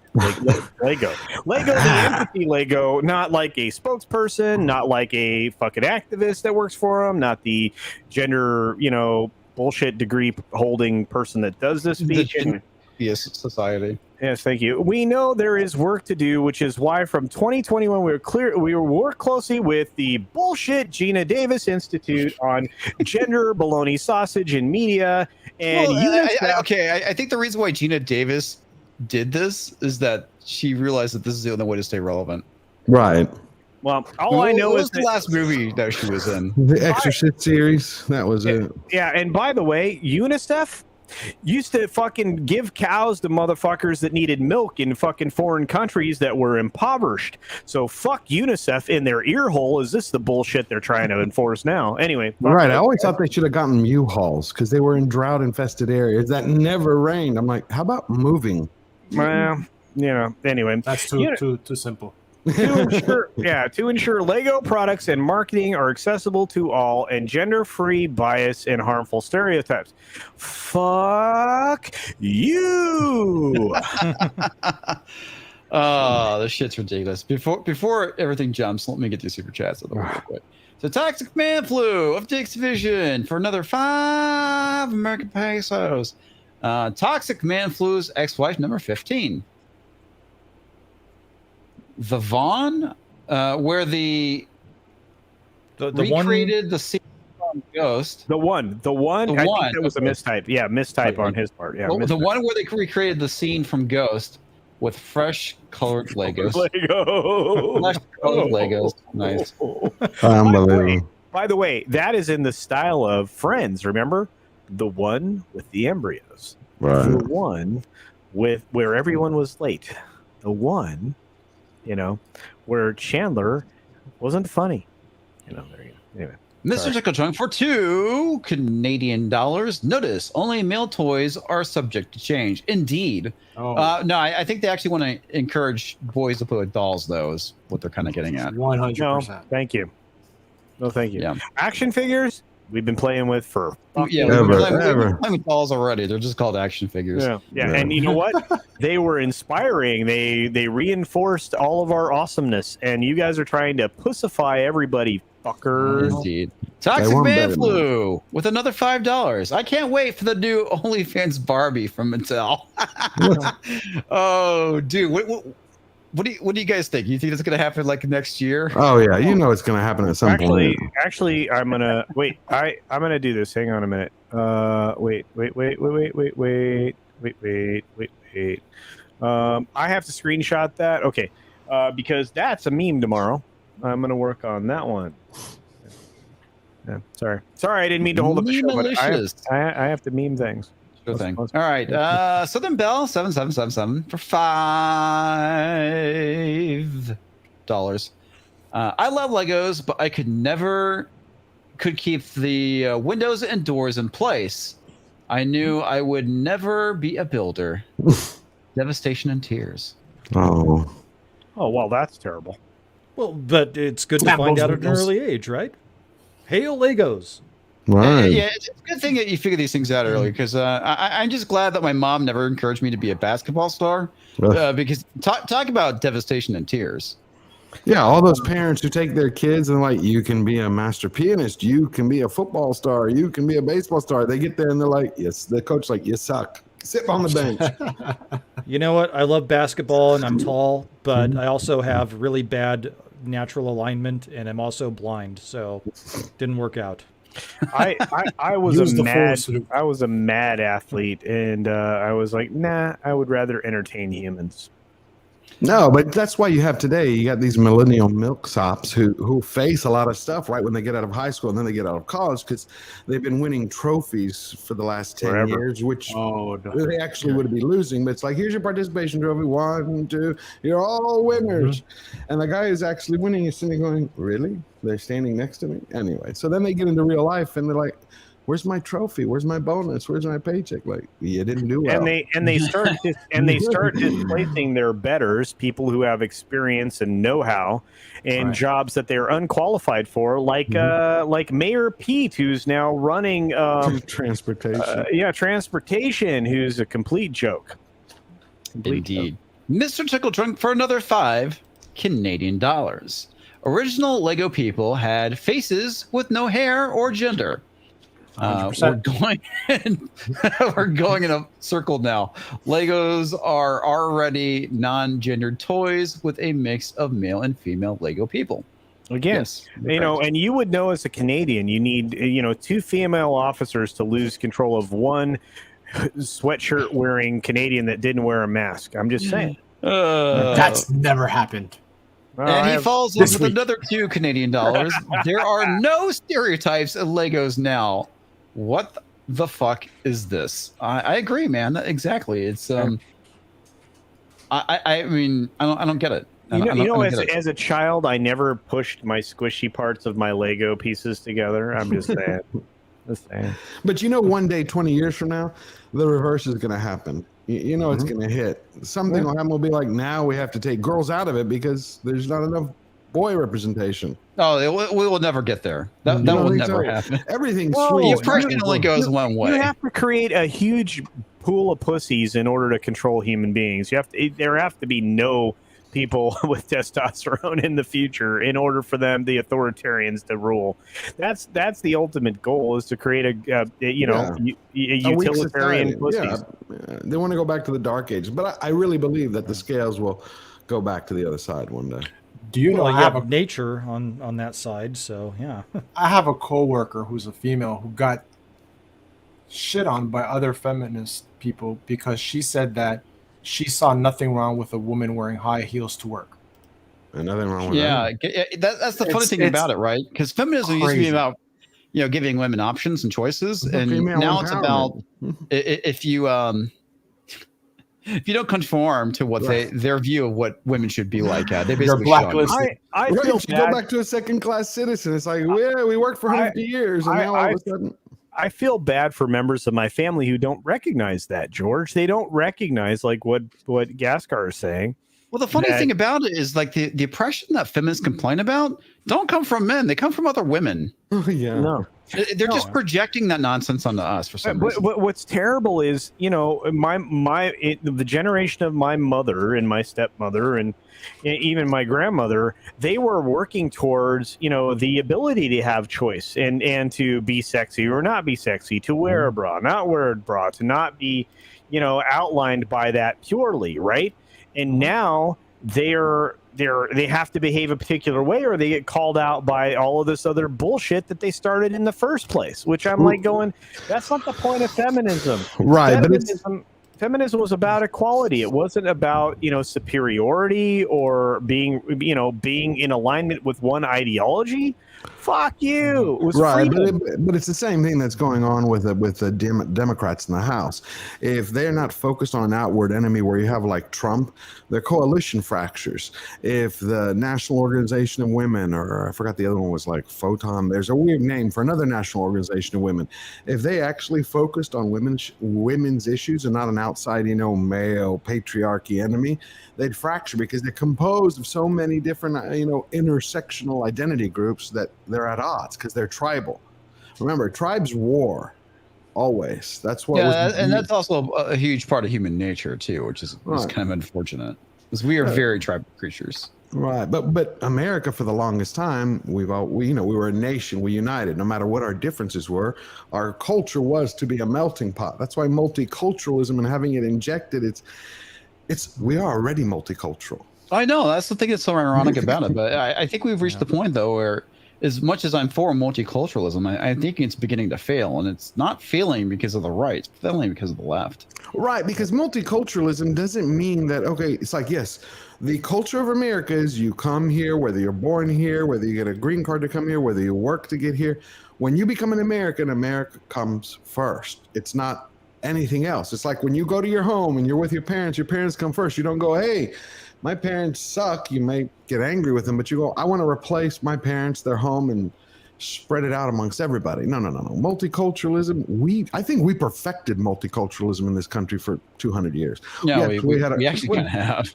We had our troubles like everyone else, but I think the great thing about us, we kept perfecting it, to move forward to perfecting that perfect union. I think. Well, what makes multiculturalism work is, if you have an individualism and an individualistic perspective on things, collectivism doesn't work, and that's what the left is doing to destroy multiculturalism. I mean, if you have the same core of values, you're an individualist, and you believe that your talents and abilities and your hard work will carry you as far as it'll take you, then everybody's on the same page. It doesn't matter where you're from. But if you're a collectivist and you say, well, this immutable and this immutable and this checkbox and that checkbox, it's never going to work. Well, I mean, that's the thing that's so the reason why I would say both America and Canada are great is because we are not founded purely on one ethnic group, like where because the countries in Europe, the way they evolved is because they were the native, for the most part, the native peoples in those areas.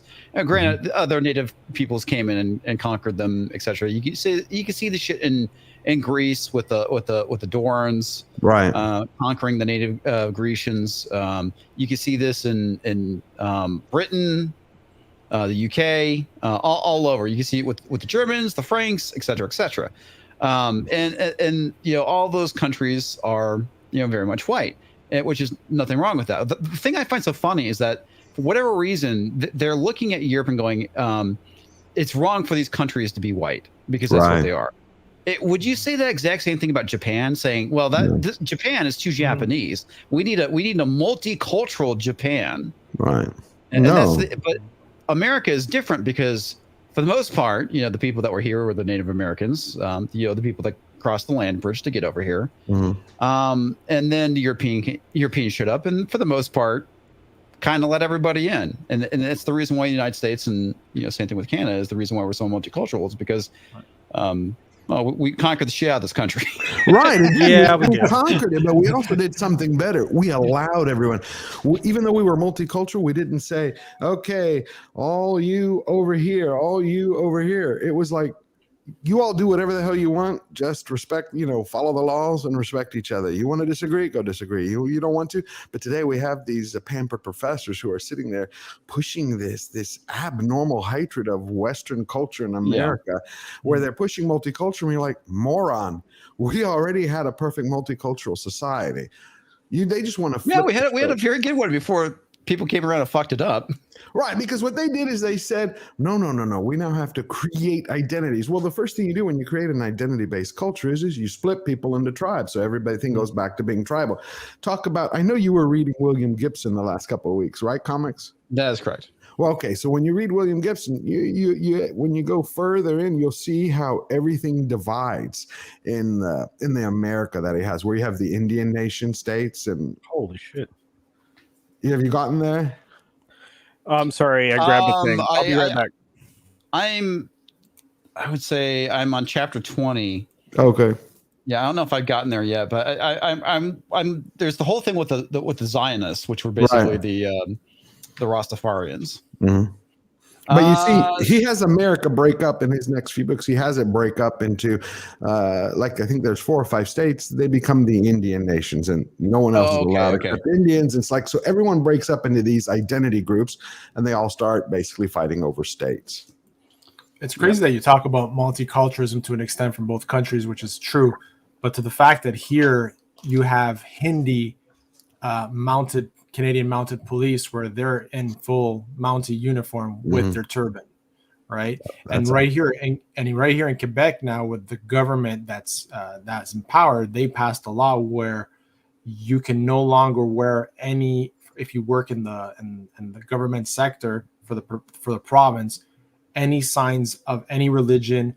If your burqas are not allowed, they took it to a whole different level over here. They're like they crack down on certain where your face is fully covered.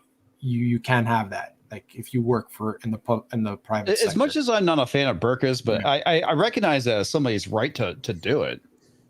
Oh yeah, like when they're home and they're on the streets. I don't think government should be making laws to do that. That's terrible. The Quebec government is a hardcore. I don't know if you guys are familiar with, but the struggling thing here in Canada with Quebec was they've been wanting to separate for a few years. It's a long time. The Quebecois, no? The PQ.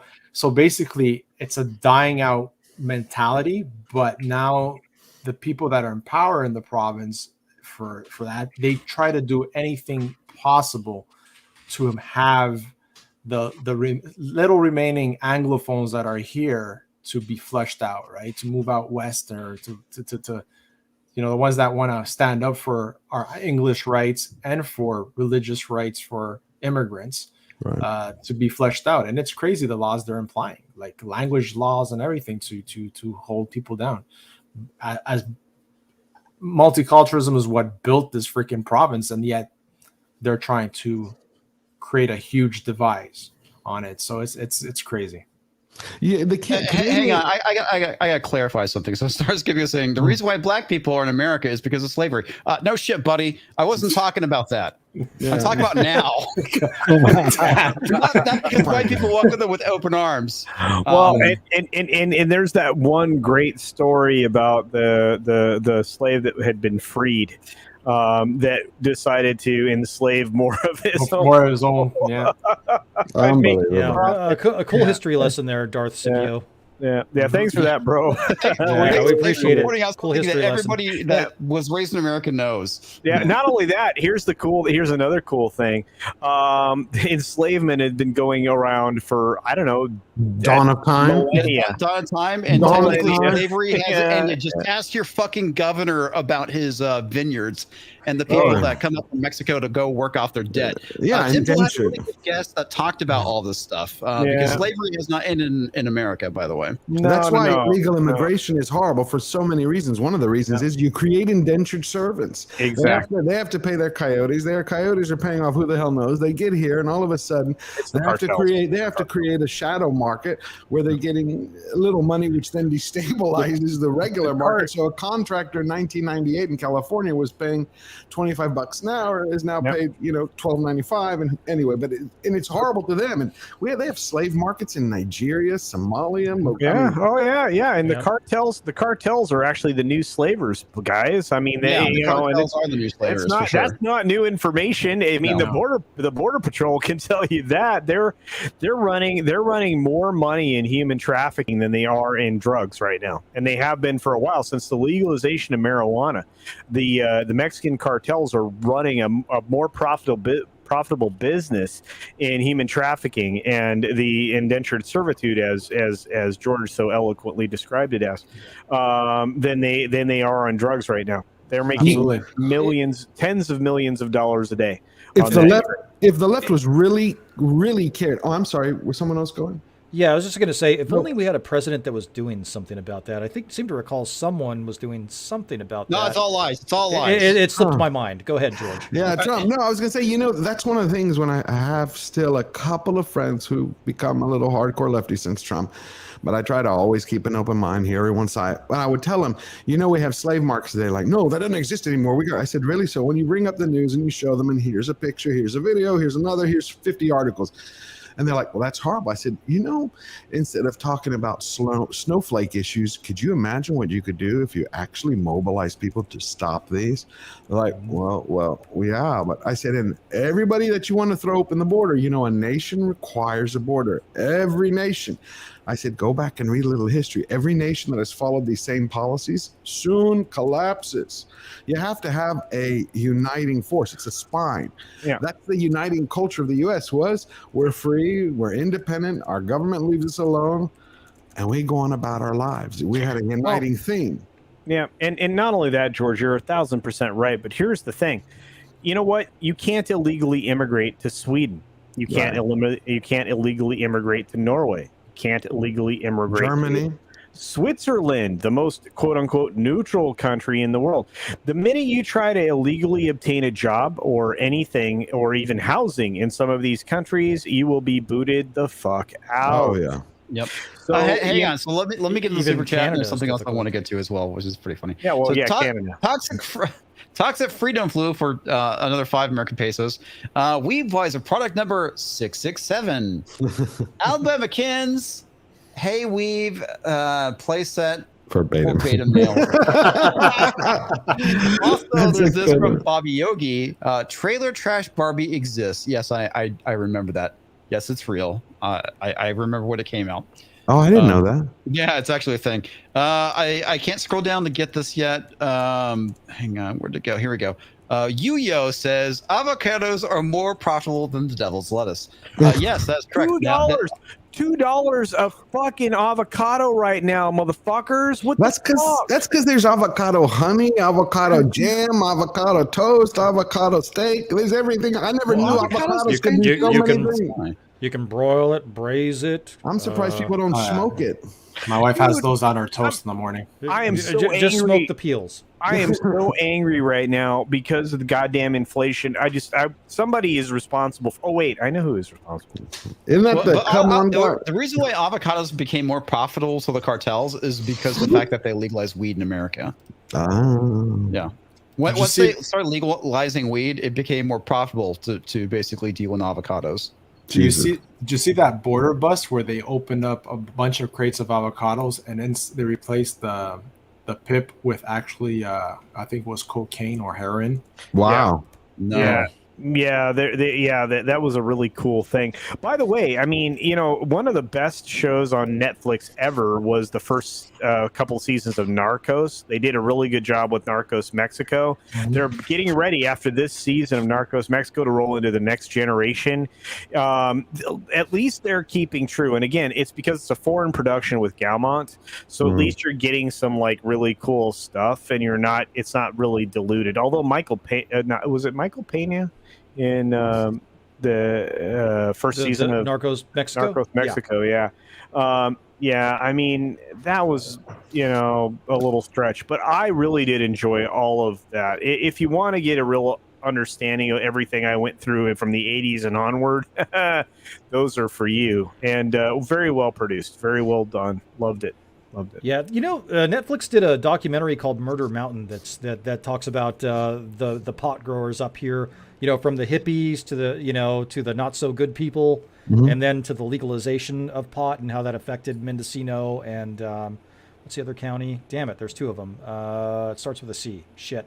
Well, anyway, those two counties. Carbon County? No. There's Mendocino County. That's the big one, and then there's God damn it.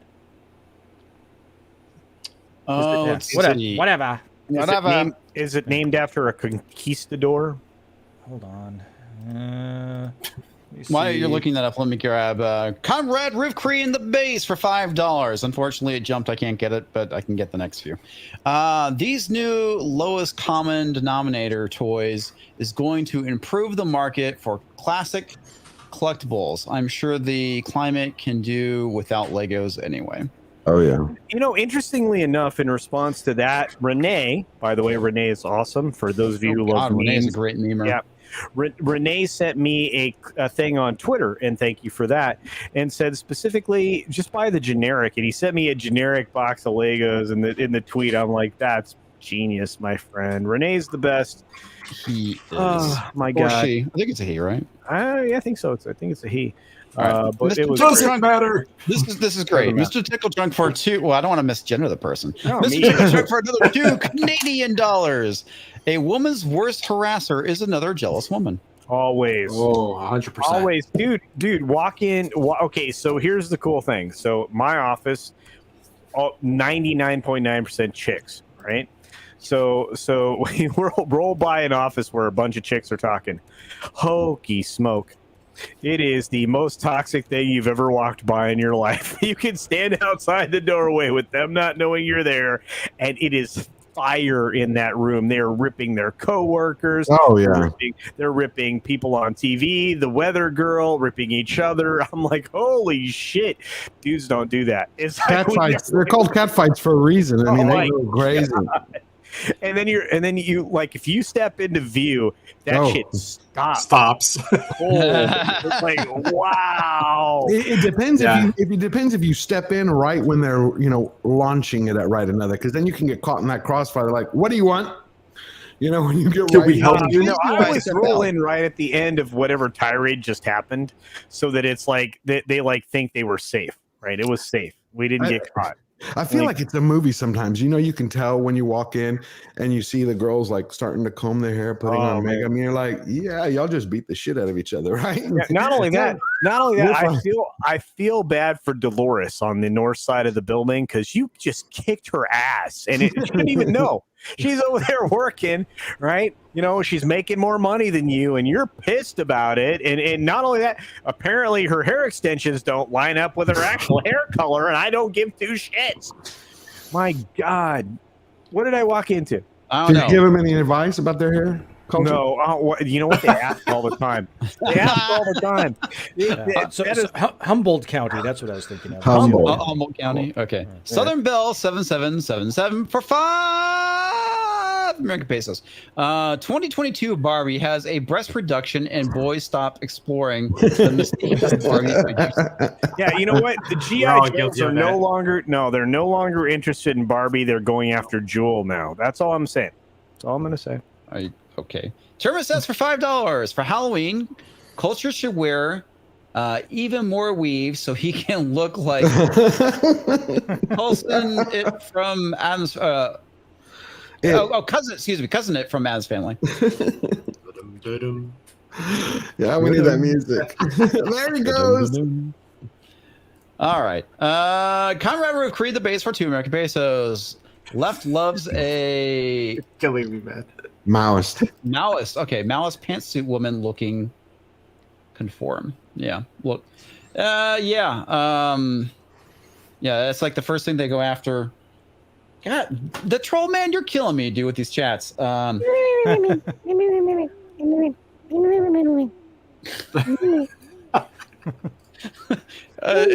kind of spicy, but I'll read it. All right. Don't think them slaves. Think of them as involuntary immigrants. Dude, you're terrible. Well, it's true. Well, you could say that they're involuntary. The one that they did from not Guardians of the Galaxy. Fuck that. What is that Thor movie I hate? Dark World? No, it's the one after that. Ragnarok. Oh, Ragnarok. It was prisoners with jobs. Yeah, prisoners with jobs. Oh, yeah. yeah. If you want to think about it, they were kind of like deportees, really, because the folks that were there didn't want them. They didn't get there.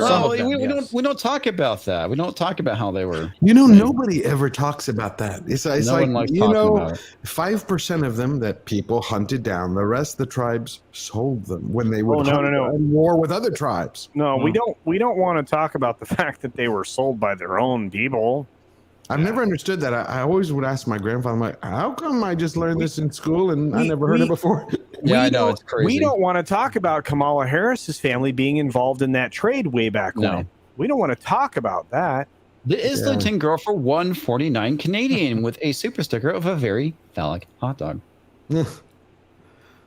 It doesn't show the super stickers, does it? No, it doesn't. Kind of sucks. Conrad Refrain the base for $2. Empty Shelves Joe. And Billy go to the light. Billy. Man. Oh, Billy. Oh, by the way, let's go, Brandon. Let's go, Brandon. Yes. Toxic Freedom Flu of Dick's Division for $5. Darth Scipio, the token lefty, keeping the Sox division from leaning too far right. Oh man, did you see that rapper who was on TikTok? He got banned or his account was frozen. Who had the was it McDonald? No, the one who did the Brandon song. Let's go, Brandon. This morning. No, really? Yeah, because they How do you get banned from TikTok?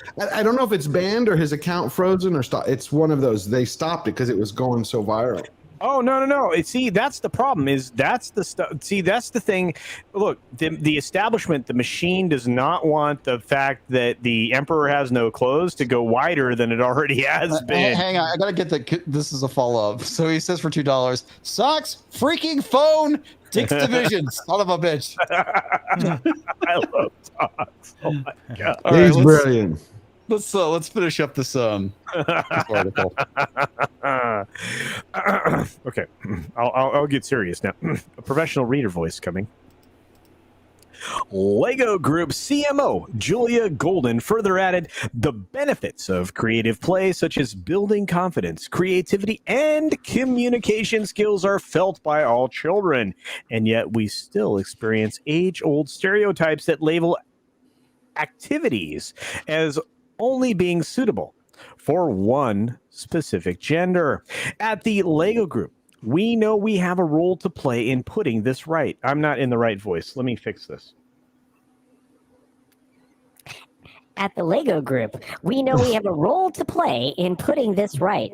And this campaign is one of several initiatives we are putting into place to raise awareness of the issue and ensure that we are Lego play as inclusive as possible. She concluded.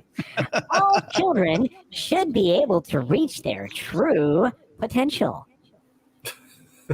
Unbelievable. Okay. Say Timmy. I'm sorry. to me. Anyway. No, Timmy! Curiously. sorry. Curious. I have to be serious here. Super serious radio voice. Curiously, though, Lego's campaign boasts of the need to help girls. The research conducted actually shows that though parents are more likely to imagine nearly any career professional as a male, any professional career. That's what I want to say. I'm going to fix this. So imagine nearly any professional career as a male, boys are suffering more by every other metric. Thank you. For example, Lego states that girls feel less restrained by and are less supportive of typical gender biases than boys when it comes to creative play. 74% of boys versus 62% of girls believe that some activities are just meant for girls while others are meant for boys. Further, they also found that 71% of boys versus 42% of girls say that they worry about being made fun of if they play with a toy typically associated with the other gender. Yes. Sound like Oracle. What do you think of smoking a big bag of weed? Oh, I'm sorry. Whatever they say here. You know, it doesn't matter. It doesn't matter. It really doesn't matter. They're asking what we think. Yeah, and you know, actually, we've been giving them our ideas the entire time, but and hopefully the audience out there got some of those. Man, I've had so much fun.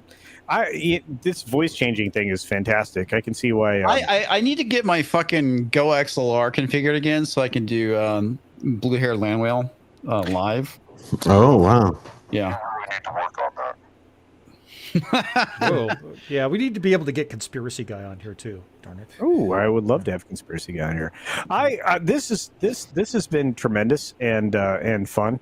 Except that that's really dumb, Lego. You have the most gender non-specific toy on the planet. I mean, I'm sorry. Okay.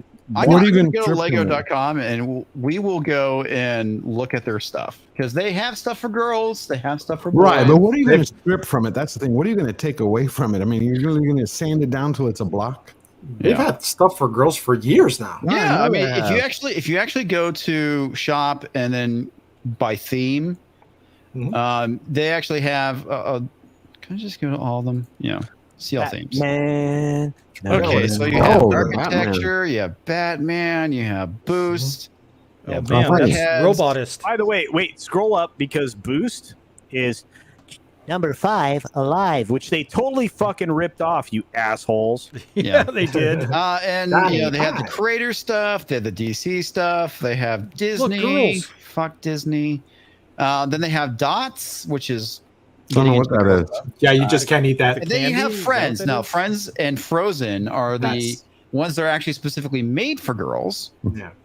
But that doesn't stop girls from going and playing with the other stuff, like, you know, the Harry Potter stuff. They've got the LGBT flag on those. Did you see that? Oh yeah, of course they have LMNOP. Of course they do. That right there. No, I think it's just on the arches. Look. No. It's a rainbow. No. Yeah, it's just a regular rainbow. Yeah, I think it's just a regular rainbow. Or are you sure? Because now, I mean, you've conflated. It's a rainbow. Did you just assume their gender? I'm just saying Skittles. That's all. I have there it is. Is that the new genderless one? Go look, comics right above. One more. Is that you it? mean education? On the right? That one. I mean, that has nothing. I mean, maybe that's what they'll all look like.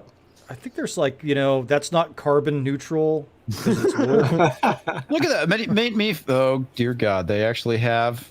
Look at that. What is that?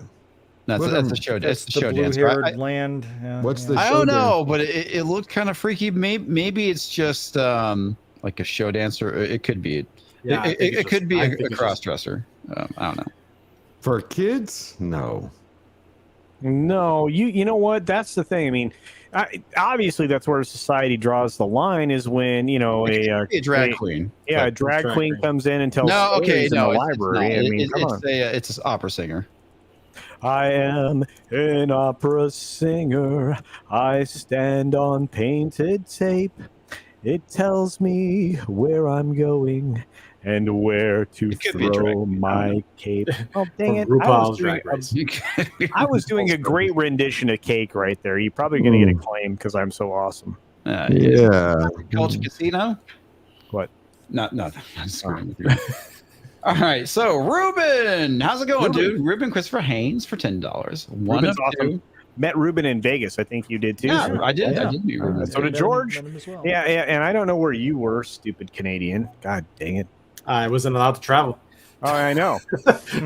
Your borders were closed. I also need to get Mr. Grant Gregory's stuff after this too. Not if you had money. If you had money, you could have got your ass here. That's all I'm going to say. If you're an elite, you can travel anywhere you want. No, that's true. Remember that Netflix is making bank off Chappelle and Squid Game. I've watched the first episode and a half. And it's really good. I watched it last night, about an episode of it. I haven't gotten to the second. No, it's really good. It's interesting. I wish they would have done independent ventures, not woke. True. Yet supporting Netflix will just give us more cuties garbage. Also true. Yeah, unfortunately. I think they got the message about cuties. I mean, they're supposed to have lost a lot of money on that. I thought they got did the not do well. A lot of people. They dumped a ton of subs. Oh my god! Well, as they say, they're trying to make content for everybody. Yeah, that churn. The churn rate went. They were like, holy shit! And that's how we pay attention, George. You and I both pay attention to these numbers, and we pay attention to what happens at the quarterlies, right? Because it's why Disney's scaling back their projections, right? Because they're down to single digit subscriber growth because they're having such huge churn in North America. They're having to make up space in other countries. Well, I know the last quarter they lost. It's either 450,000 or 750,000 globally. Their customers. I think it was Netflix. I mean, Cuties was a disaster for them. That's why I thought they would learn their lesson on that.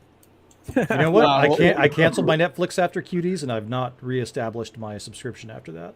I canceled mine. I'm using that. Join with us for a week or 14 days and trial, and then cancel. My wife holds the purse strings for Netflix, so I can't cancel it. Ruben Christopher Haynes for another $10. 2 of 2. Our streams need to start highlighting new creators. I agree with you. Screw big media, support new independent writers, artists, and all creatives. So who are the YouTubers that who have great original content? Several. I've been trying to do that myself with my latest video was more of a sketch than actually a covering an article. So. Yeah, I look off the top of my head. Go check out YetiCast. He just put together a great candy corn / Halloween parody. It was amazing. You should check that out. YetiCast is an amazing YouTuber. Go check out Storyman Jack. Storyman Jack is writing a story a day for October for Halloween. He's so far. I mean, we are how many days in? 14 days into October. You got 14 stories to choose from. Wow. He's an incredible creator. The guy works his butt off, does voices. He did one at the very beginning. The first day was a family affair. He's got multiple voices in that. He does his own music now. Awesome. It's just incredibly talented. You have a slate of people that are they're under everybody's radar, and they are valuable to independent creation. Not only that, Storyman Jack. I'm just going to use this as an aside because I'm only promoting this because it's important to all of us who want to create things. He will let you use every single one of his stories. No, Alexander Kelly also mentions Young Ripa. Yeah, support the Ripaverse. Oh God, yeah, Ripa, dude. We got 1 million people. Willie Woodward is doing a Franco Noir. You have, of course, in the background. I haven't promoted anything we're doing yet, but I'm working on a 24 episode cartoon animated series with a couple other creators here on YouTube. We've got so much coming out. I can't even believe how many amazing humans. Oh shit, dude! That reminds me. Let me get through these. Go. StreamYards, and there's something I've been meaning to share. I keep forgetting to do it because I gotta support the guy who created my latest comics division avatar, and Tim Russ. Not Tim Russ. Is it Tim Russ? He was in Voyager. No, it's Tim Russ. Yeah, that's what I thought. his name is Russ. I'm forgetting his last name. Anyway, I'll pull up his stuff in a second. But he's doing this comic book. It looks a lot like classic Kirby art. Oh, wow. Fantastic. It's called Only Death Can Save Us. So Mr. Grant Gregory for $3.33. The Hellraiser book had a female called the Priestess, and the female, but Pinhead as a character was male. But the character Hellraiser, I guess, has been both. And also multiculturalism is great, but when it becomes multinationalism, that's where the issue comes in. Yeah, I agree. He also says, for $169, the term slave has its origins in the word Slavic. Yes, that is correct. And derived from a French insult. European people were taken as slaves by the Muslims of Spain during the 9th century. Yeah, that's also correct. And thanks to those Muslims, we had the medicine and the architecture. Yeah, we also got the number 0. Mr. Grant Gregory for $169. On Twitter, under Thursday Night Throwdown, I post 2 vids and a pic of you. Oh, God. Hail Comics Culture, George King, BS, and High West. Sorry, that's my eyes not being able to read shit. Hello. I was. I was like, what the fuck? Why does that not make any sense? Oh, because I can't. I was. Oh, hey. Hey, I was somebody. I was. Yeah. No. Yeah. No. Yeah. All right, let me go to Indiegogo real quick. Look for the thing. Make sure I logged out. Dude, we have so many people on Indiegogo. You got Sunsworn, right? You have Sunsworn the book, Sunsworn the comic coming out. You have that's of course, you can check that out. That's a Red Gaze production. You've got Nerium Noah doing Bonds the Drive. I have the first book. There's more to come.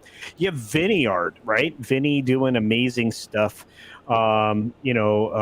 A Shadow of the Kraken is the latest. If you want something that is a little raw, that's a book for Russ you. Leach. There we go. That's his name. There you go. All right, let me share this. Yeah. Sunsworn is the new Star Wars comic book black belt, by the way. Ooh. And yeah, Only Death Can Save Us. This is his second book, which I have already gone and backed. And his art is fucking amazing. That looks really freaking good. Look at the coloring, shadowing. Yeah. Fucking gorgeous. He's in the UK. I mean, look at that. Look at that. That is amazing. Yeah. And he's got kind of that, like I said, he's got a kind of Kirby feel to it. It does. And great lines. Look, that's almost Skeletor, but not awesome. Yeah. Dude, I love it. This is the kind of art we need in comics, right? This is the stuff we used to get. We don't get this anymore. We don't have good artists. We don't have good writers. They can't tell a story. You don't have to look very far. The latest bologna sausage Superman thing that came out with, what is the Ocam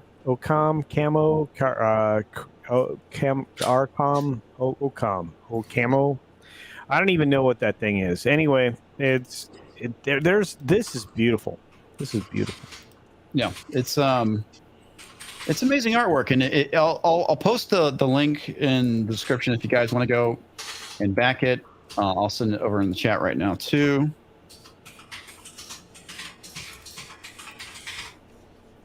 Somebody vamp for me. That's beautiful artwork. Look at that. When did he create this?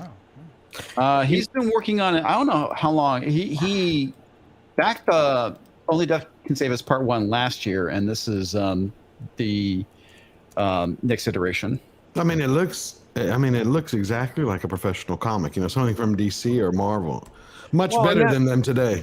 Look at that. And that's the thing is now we have so many people that have been artists in the pro industry moving over to the independents. You're right, George. We are seeing high quality stuff. You have great writers now. You have people that are out from outside the comic industry that are writing comics, and then you have people that are from the industry drawing them. I mean, you have Peter Gilmore working with Mandy Summers. You have lots of quality books coming out of the indie sphere.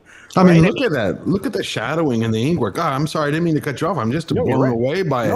I mean, we just saw that gay Superman, whatever, and that art was horrible. Forget the storyline. The art was ridiculous. That's really good. I'm glad he made his campaign. Yeah. Wow, that is he? What else is he producing? Comics? This is mainly what he's been doing. But like I said, I hit him up on occasion to do artwork for my my channel. Several avatars for me, which I went back and reused in my my last video.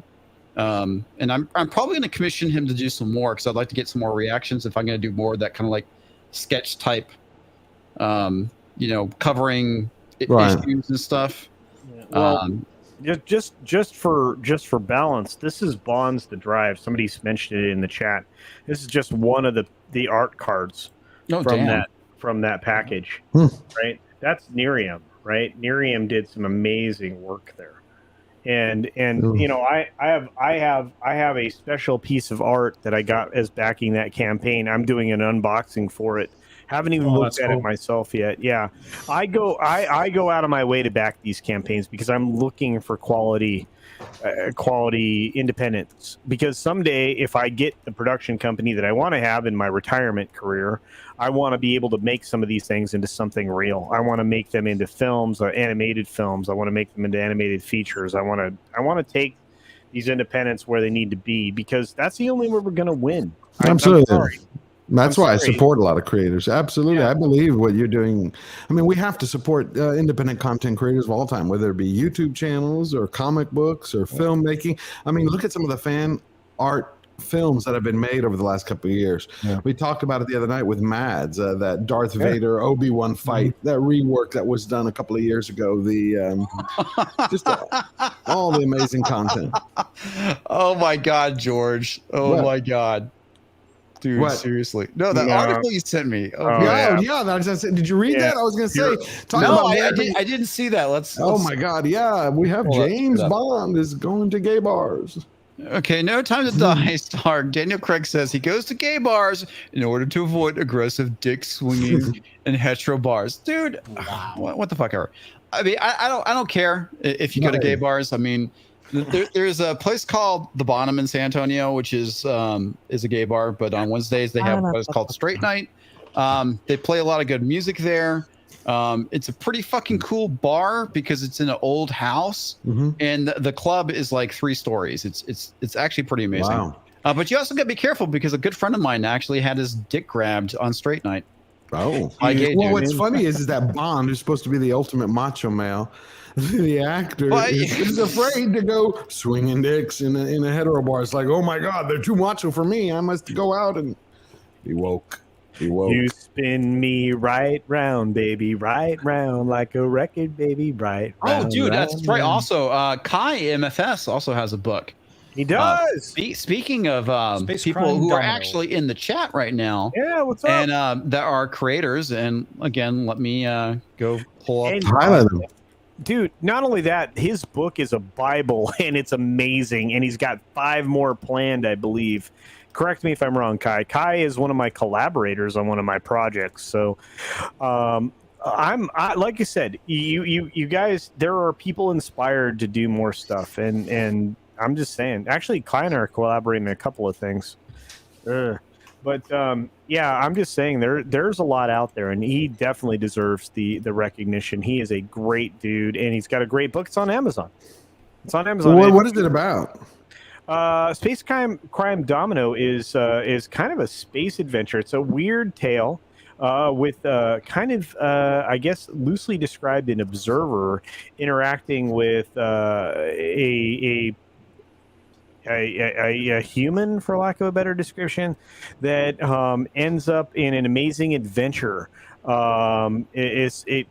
Essentially, it's kind of a space piratey thing. You would have to read it. It's like really Firefly. Are you talking like Firefly? Yeah, very similar. It talks about. Yeah, I mean, I have the book. I have a lot of materials from it. The boss is finishing the book right now. We're going to do a joint book report. I mean, review on. I do that on purpose. Trying to find how can I share this, because you get this really long URL which is not YouTube friendly. You want to go to tiny URL. You want to translate it into tiny URL. Okay, I'm gonna go to tiny URL.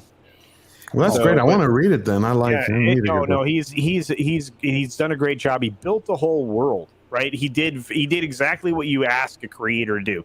He builds a whole world. He works within it, and it's massive. And when you get to it's going to be book after book after book.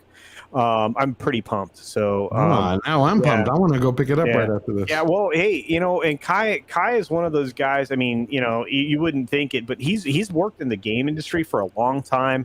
One of his shows that he does on his channel is actually a game he created. He creates games. He and I are working on a game together. We're working on a like a sitcom, situational comedy together, an animated sitcom. So there's a lot of stuff going on.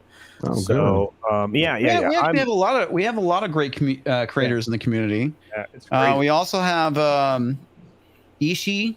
Let me go find his stuff as well. Oh yeah, Ishii's been a writer forever. Yeah, oh my gosh, and prolific. We've got. I can't even begin to start. I mean, you will run into people here, and Wes can tell you. I mean, we know all these people. That's awesome.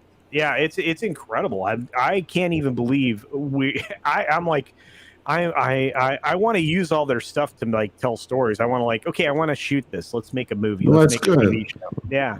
I was fortunate enough to meet Kai in Vegas as well. Yeah. Oh yeah, dude. Ishii actually just released something too, back in September. Frozen? Yeah. I think you froze for a second. You were buffering. Me? A little bit. Yeah, that's right. Okay. Yeah. Oh, and yes, thank you, Comics, for dropping the Tiny Earl in the chat, guys. Go check that out. It will make you happy.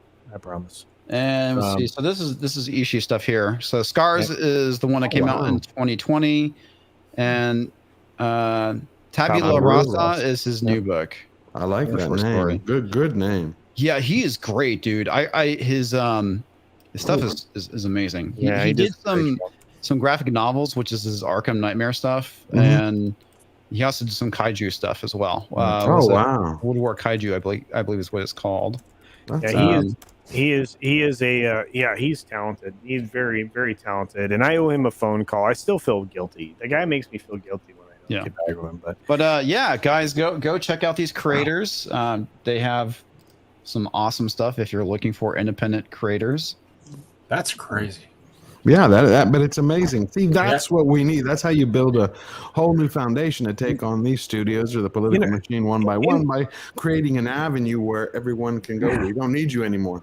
I found out the other day that my daughter actually is drawing and writing on some website. My wife told me, but she doesn't share it. I have no idea, and she draws crazy anime style. So our there's also this guy, you might have heard of him. His name is George Moro, and he has a book too. Wow, holy crap! Yeah, he does. Yeah, and not only that, I think you can get it in hardcover. You actually wrote a couple books, didn't you? Yeah, I did. Don't get the first one; it sucks. Well, I know this. The first one. This was a great one. But you're at least published. Yeah, it is. I'm working on the third one now. My first novel. You also have congratulations. George. Yeah, man. George is a supporter of everybody, so he's incredible. I don't know how he finds time to do everything. His professional life is busy, so I don't know how he finds time to even hang out with us, to be honest with you, but it's amazing, and thank you, George. No sleep. Yeah, well, hey, you're turning into us. Ask Wes. It's just he just won't sleep anymore. I know. I enjoy his insomnia streams. Oh, I know. This guy down here, he just promoted Fatal J. Fatal J's book is amazing. Ninja Blast is going to be amazing. Look, we have a gifted community. You have Jeff from World Class Bullshitters with Stealing Solo. You have all these different people. Obviously, EVS, Uncle E, right? Uncle Ethan. He's got all that stuff coming out with Cyberfrog. This is it, dude.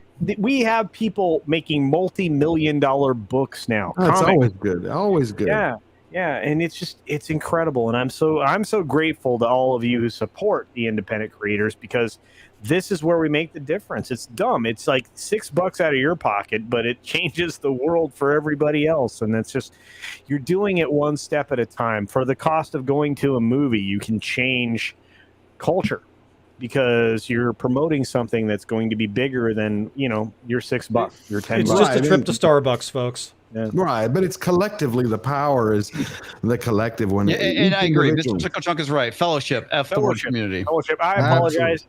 I try to do better. I will be better. I will build back better. Wait, no, that's commie. I will. Do better, culture. Come on, man.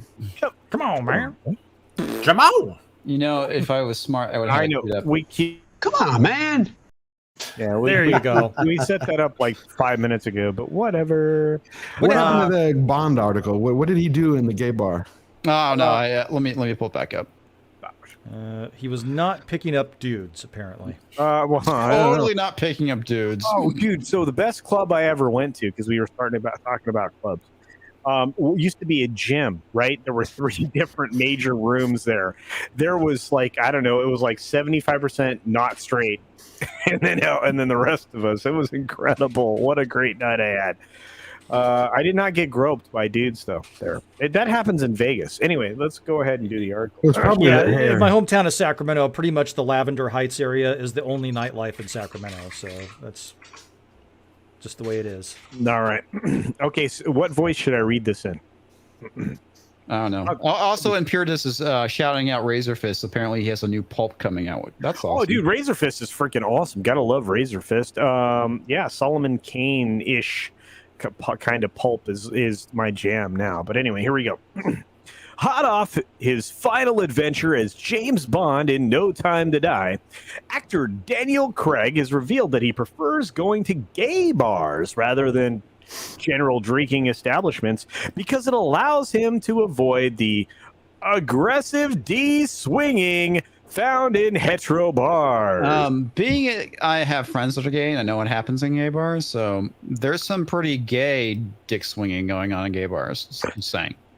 Yeah, the guys that dance on the table. Well, I guess they're like. I also know that I also know a few lesbians and how they hate the fact that gay men have gone and basically infested their bars. Oh, really? Oh, wow. Yes. Yeah, it's You're pretty such funny. a bad name. Are you telling me that there's this a one chick I used to hang out with? conflict She's a lesbian. She's fucking cool as shit. Wow. She was very atypical because she was like super into But are you talking about butch, or are you talking about lesbian lipstick? No, she wasn't big, but she she had short hair. If that's what you're getting at. No, I didn't know what you meant. She's like typical. That's what I was trying to. Atypical in the fact that she's conservative and not super lefty. Okay. She was really big into Rush Limbaugh. Oh, wow. I'm super. Thanks for asking. That's hilarious. But it's pretty funny. She'd tell me stories all the time about how basically she can't go to lesbian bars anymore to meet chicks because basically gay men have basically taken over their bars. Oh, wow. Yeah. All right. Okay. Everybody clap. Okay, so I'm done with this first paragraph. Oh, shit. Sorry. My bad. That was all right. I get sidetracked trying to tell a story. Yeah, okay. Tell us. Okay. Hey, fine. You can go ahead and read the article. Even though I'm kind of confused, how do the gay men intrude on the lesbians picking They up just women? go to their bars. Right, but they don't pick on the women. No, they don't go there to pick up chicks. They just go there because. Oh, they just crowd them out. They party crash essentially. They're raided. I got you. I was slow. Okay. No, it's fine. Speaking at Palm Restaurant Group Executive Vice President Bruce Bosey on the latest episode, that's what I said, of his SiriusXM radio show, Lunch with Bruce, Craig disclosed that he has been going to gay bars for as long as I can remember. According to the Bond star, one of the reasons he prefers gay bars is because he does not get into fights in gay bars that often. I don't get into fight when I go to a bar, dickhead, which he attributes to the lack of aggressive D-swinging found in hetero bars. I got Pretty sure there's aggressive D-swinging there. But I just got very sick of it as a kid because it was like, I don't want to end up eating in a punch-up. Eating in a punch-up? And I did, he added. What the fuck does that mean? I think eating a knuckle sandwich, I think, is what he's trying to say. I think his publicist is telling him to say this. Anyway, That would happen quite a lot, claimed Craig. And the gay bar would just be a good place to go. Everybody was chilling. Everybody. You didn't really have to sort your state of sexuality. It was okay. And it was very safe place to be. He then clarified. Okay. And I could meet girls there because there were a lot of girls there for exactly the same reason I was there, admitting that meeting these women was kind of an ulterior motive for his visits to the gay bars. Well, okay. All right, then. So what he's saying is he's a sleazeball. Yeah. He's I'm pretending to be gay to get chicks. Yeah, that's literally what he's saying. He's that's basically what the Jimmy publicist Pop is telling him to say. from Bloodhound Gang. Yeah. Like, yeah, Daniel, there's rumors coming out. You need to address this. Oh, hey, I went there because, yeah, there's too much dick swinging. Diego Flores. Okay. Why is Culture Casino sounding Transylvanian? Yeah, I know. I don't know. I can't do it, Daniel Craig. Are you Russian? I can't do a Daniel Craig accent. I tried, and he's too much of a douche. I don't know how to do that. During the same appearance, Craig also opened up on the 2010 evening when he was caught kissing another man, the openly gay Bozzy himself, in fact, in California bar. In a California bar, really? Huh. Maybe he's just ashamed of coming out? I don't know. I'm sure he's definitely... But he's married to Rachel Weisz, isn't he, for 10 years, 15 years? Yeah, what does that mean to you?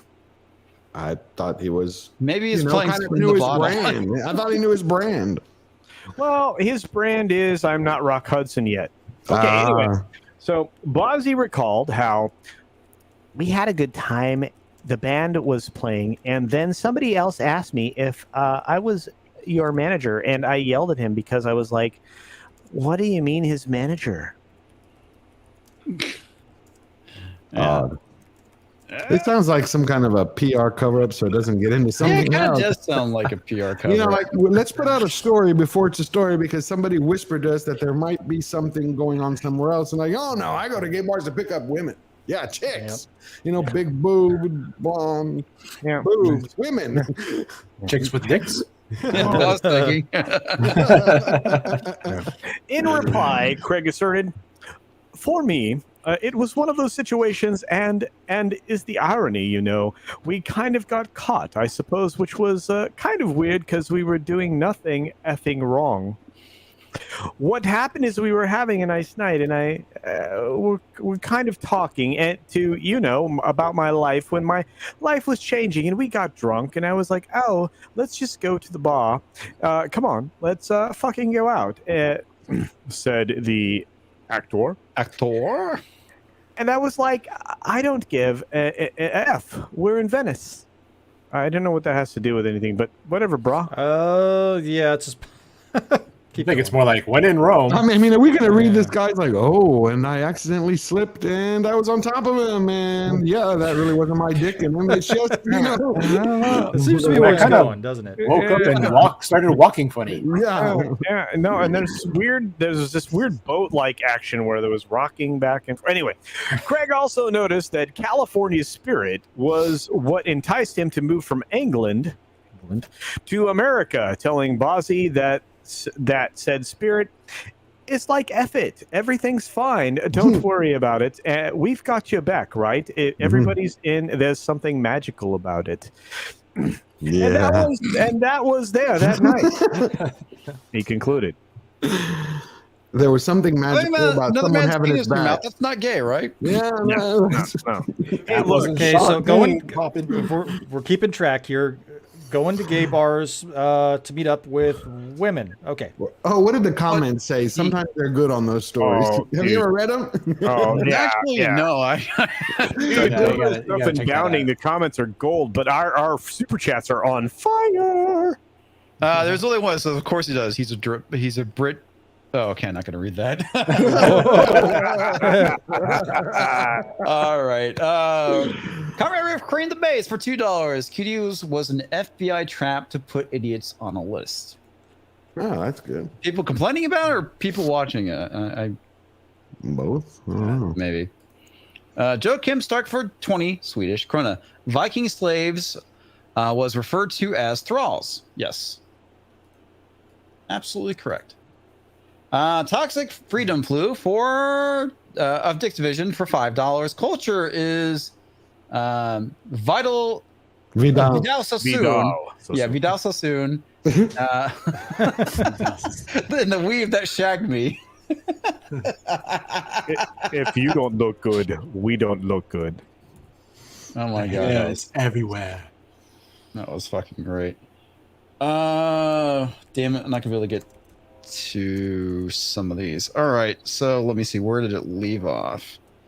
Culture. Vidal Sassoon. Okay, I got that. Toxic Man Flu of Dixivision for 10 American pesos. My new book, Toxic Man Flu's 101 Dick Jokes, was made for women. It is 10-inch thick, shaped like a dog, fully waterproof, and has multiple speed settings. 0-hour discussion with James Cruz for 50 Filipino pesos. Let's go, Brandon. Brandon sucks. Let's go, Brandon. Let's go, Brandon.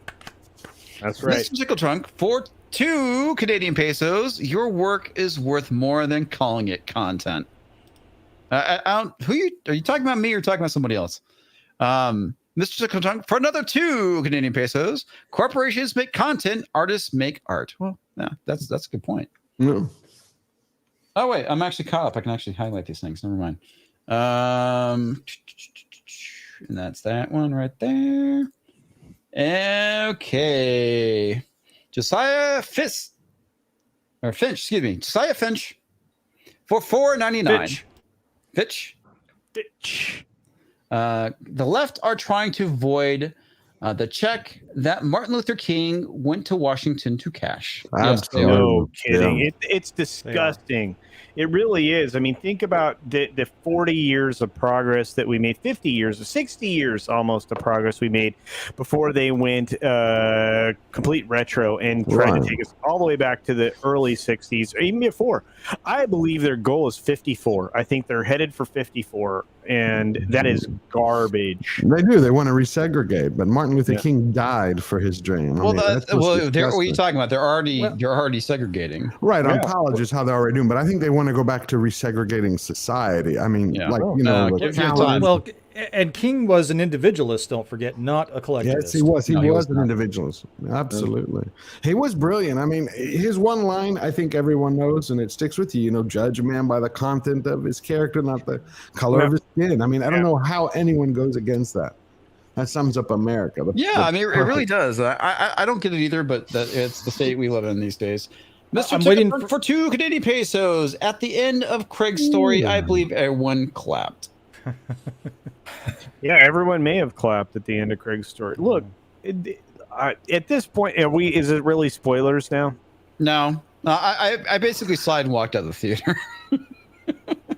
I know that we talked about it last week, but I thought Bond's death was absolutely fucking pointless. I saw it after you did the review. That was... And fuck, dude, Gary was right though, man. It's like I totally even think about this. He's like, he had a watch that could launch an EMP. Yeah, he could have killed the nanos. He could have killed the fucking nanites. It's like from the very beginning, or multiple times. You don't even know. It made no fucking sense. Yeah, no, it's like okay, you can recharge your fucking phone, recharge your goddamn watch, dickhead, and kill all these motherfuckers. What the hell? Yeah, it was dumb. It's just because they turned in Metro. I mean, he had the nanny with him the whole time, almost. It's like, it's like I'm waiting for her to give him the bottle. It's like, here you go, James. Are you okay? Fed, burp, ready for a nap? Pretty much. But killing him off. It's the first time they've killed off a Bond, correct? I know I haven't missed any. It's the first time. It's the first time Bond's been killed. Well, technically, Lazenby didn't die. No. But there is a Bond where they tried to portray him as dead at the beginning. Yeah, I'm talking about where he's dead. No. Yeah, they bury Commander Bond at sea. No, he's never been killed in a film until you get Daniel Craig. It's symbolic of. Honestly, it to me, I'm fine with him dying Really? Because it's Daniel Craig. Okay. Because it's supposed to pass the mantle. They're never supposed to. Even when Sean Connery, I think he had wanted him. Remember when he did? I don't know what you call this. Never Say Never Again. Some people say it's a Bond film. Some say it's not a Bond film. It's not. It was not made by Eon Productions and the Wilson family and the Broccoli's. It was done by an outside production company. That far back? Oh, yeah, they own the whole. From the beginning. Yeah, the Broccoli's and the Wilsons co-owned the Bond franchise from the beginning. Eon Productions was them. Never Say Never Again was a book that this person claimed to have owned. Mm-hmm. And Connery put a competing Bond film in the marketplace when Roger Moore was doing another one. Right. Now, mind you, Connery was the better Bond than obviously Roger Moore. Oh, absolutely. But it was a very weird thing. But technically, and by the way, the chick in that smoking, because guess who that is? Basinger. And at the time it was a great. What was it a remake of? Never Say Never Again. Thunderball. Yeah. Because remember they a remake of it, kind of. They send him to a rehab facility so he can stop drinking, get in shape. And of course, he opens the suitcase and chilled martini and that's my guy. The caviar. I love the guy, but it was that's one of the reasons why I've had a little faith, because the Broccoli said Bond will always be a man. That's the way Fleming wanted it. That's the way they've gone. Well, so but the key word that they use is Bond will always be a man, but 007. Well, we already know 007 was a black woman. I'm pretty sure that she'll be a black woman again. Well, wait a minute. So you're saying that they're going to play with that verbiage, that the next Bond that comes out, Bond will be a dude, but he won't be 007? I don't know. I mean, I'm just saying that. I just know that this is the games that they play, right? Oh, okay. Is that the word uses that Barbara Broccoli used was Bond will always be a man. Right. Good point. Good point. Good catch. But here's the thing. The minute they try to relaunch 007 as anything other than Bond, than James Bond, the franchise is over. Thing I'm looking forward to is I can't wait until they start going and making adaptations of other culture stuff. Oh. I want them to go and start making and adapting African folklore, so these fucking white progressives can come along and go, you know what, this isn't multicultural enough. And I want the fucking pie to explode in their face. Well, I said that the next Bond is going to be a woman who doesn't identify herself as a woman. I thought they were setting up his daughter as Bond as the next. They can't. But they can't, George. I'm just saying, it'll never happen. I do think a good idea is that they take the Uncle Remus stories that they are so ashamed of and turn those into stories with white people. Uncle. Okay, I remember Uncle Remus. All right, Toxic Man flew for another 5 American pesos. Wait, Comics has Les Friend, who were cock-blocked at their own bar by other LGBTQ elemental P plus up, down, left, right people. That is 100% Dick's Division. It is. Hail Dick's Division. Did I tell you how many times I got hit on sitting at the bar in Vegas Comics? By women or dudes? Dudes. That's the hair, dude. It's the hair culture. It's so thinking I was a chick. That was so great. White. Yeah, and Darth Skippy was right. If Henry Cavill is the next Bond, he will be emasculated. Yeah, unfortunately. I don't know. You think Cavill would let that happen? I would hope not. Yeah. Eklay Thomason. There we go. Got it right. For $5, Craig likes his D shake. Sorry, I've been trying to get that one. That's fucking hilarious. Wow, that sounds like he's a bottom to me in that configuration. Well, this latest bomb is definitely a bottom, bitch. Toxic Freedom Flu or Toxic Man Flu takes Division for 2 American pesos. Agent 007 inches deep inside him. Toxic. Deep undercover. Oh, that's just a little over average. Is that really what you're looking for there? Toxic. Oh, Mr. Katunk, for another 2 Maple Leaf dollars. He went to try out his gadgets like handcuffs. Oh, dude, that's hilarious. Q, hold these. I'm gonna try them. I prefer my D shaken, not stirred. Yeah. Mr. Tickle Truck for another 2 Canadian pesos. M4LF3. No. That's male feminist. Oh, wow, yeah, right. Male feminist don't go to gay bars. So women do. True. That's great. He actually has something else I want to highlight real quick. Let me find it. Oh my God, Tox.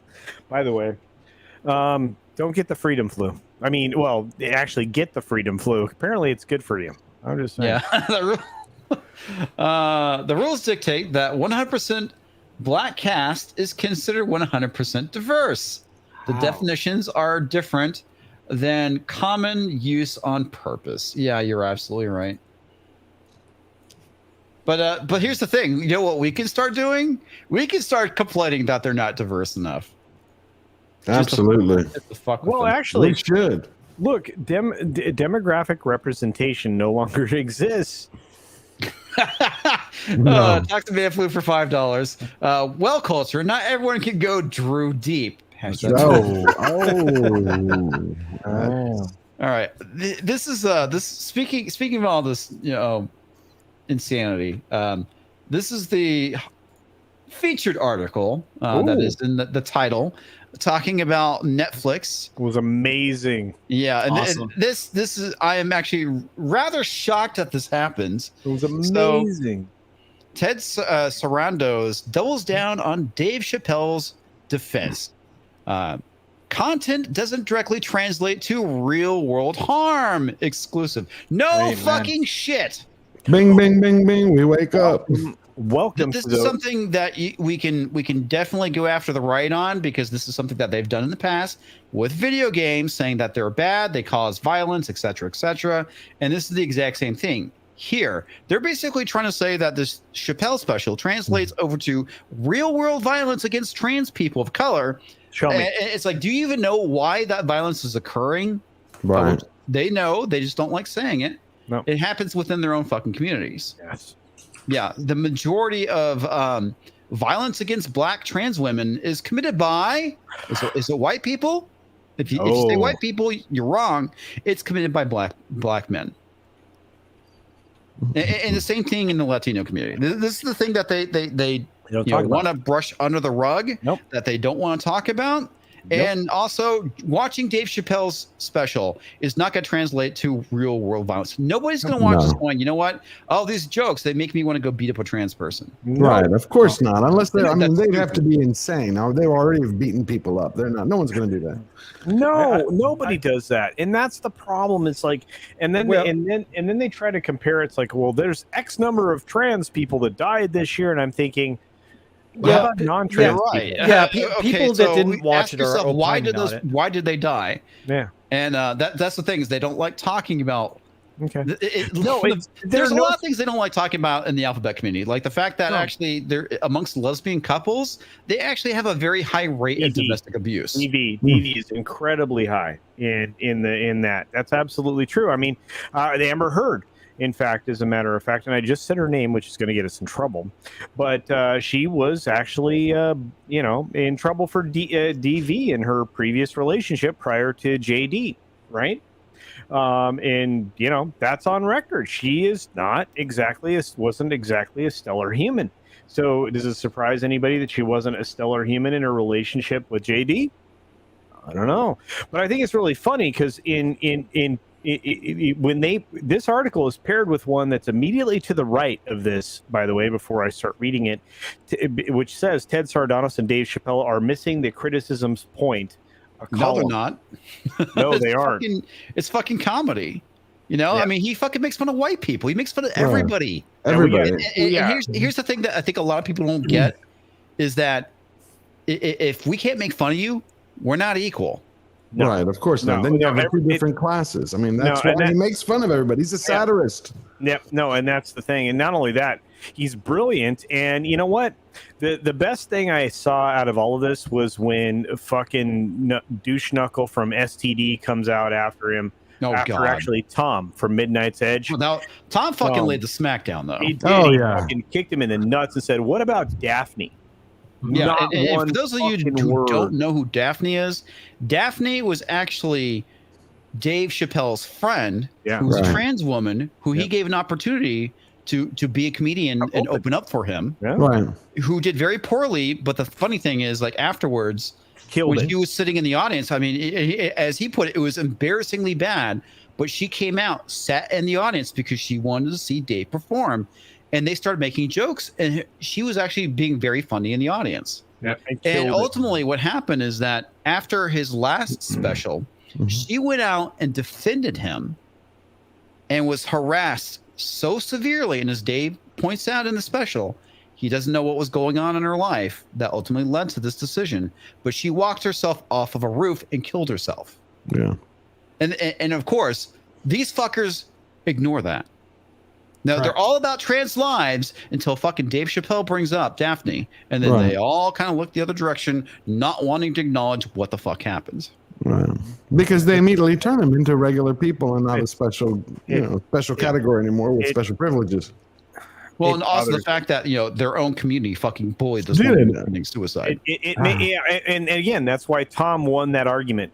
What he about did. Daphne? Hands down. What they have no answer for that. That's where the argument ends. It's like, if these are your people, why do you bully them? That was a TKO. I mean, he knocked the guy out. That was it. And he had nothing else to say. He didn't even block him. He's not going to block Tom because he looks bad. He looked bad from the very word go. And if he blocked him after that, it would have looked even worse. These people are they. First of all, don't pick a fight you're not ready to fight. Because they do all the time. And then they claim victimhood and they lose. They lose across the board.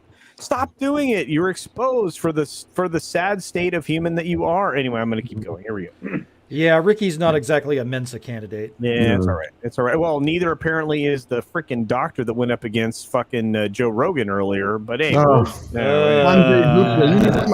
it's true. Hey guys, I had to get some food and decompress a bit after Pegasus. So, you missed at least 3 Beware the Drew. Dude, the dong is here. Ding dong, the Drew is here. The wicked Drew, the giant Drew. You got to do the voice change, CC, for that. Oh, shoot. It's good. It's good to see you guys. How are you guys doing? Doing good. I'm beautiful. I have great hair. So what do you want? Well, that goes without saying. I know. George, how are you? I'm doing great. Great to see you, Drew. Culture and his hair privilege. Yeah, exactly. I have less of it. But I'm beginning to believe they're really good plugs. West just has that that manly machismo oozing off him. He's just got the sort of a stately look going on. Wes, dude, you are a lady killer, brother. Well, I think he's more like the vice principal. He's our vice principal. That's all. That's what the author Stephen Walton calls me. Yes. Basco, like break off a switch and go. Oh wait, no. Basco, it's great to see you. I'm like the father figure, you too, brother. I'm the father figure. Put your tiny hand in mine. Anyway, here we go. Whoa, God, dude. Come on, man! I was supposed to be debuting my new glasses today. We could they didn't do the polish on the side. Culture. We could break out the old Neverland Ranch jokes for that one. Hey now. Okay, here we go. Story time with Culture Casino.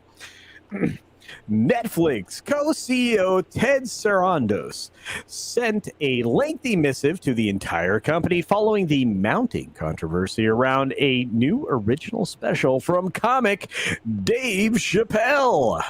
After addressing top leadership in a Friday memo, Sarandos sent an email on Monday to all staff, some of whom have increasingly expressed outrage over jokes about the trans community in Chappelle's The Closer and have scheduled a walkout protest as a response. Have fun. Well, actually, isn't that just like a snow day? Anyway, we know that a number of you have been left angry, disappointed, and hurt by our decision to put Dave Chappelle's latest special on to Netflix. Sarandos wrote in an email obtained by Variety. With The Closer, we understand that the concern is not about the offensive offensive to some content, but titles which could increase real-world harm, such as marginalizing already marginalized groups, hate, violence, etc. Last year, we heard similar concerns about 365 days and violence against women. While some employees disagree, we have a strong belief that content on screen doesn't directly translate to real-world harm, he said.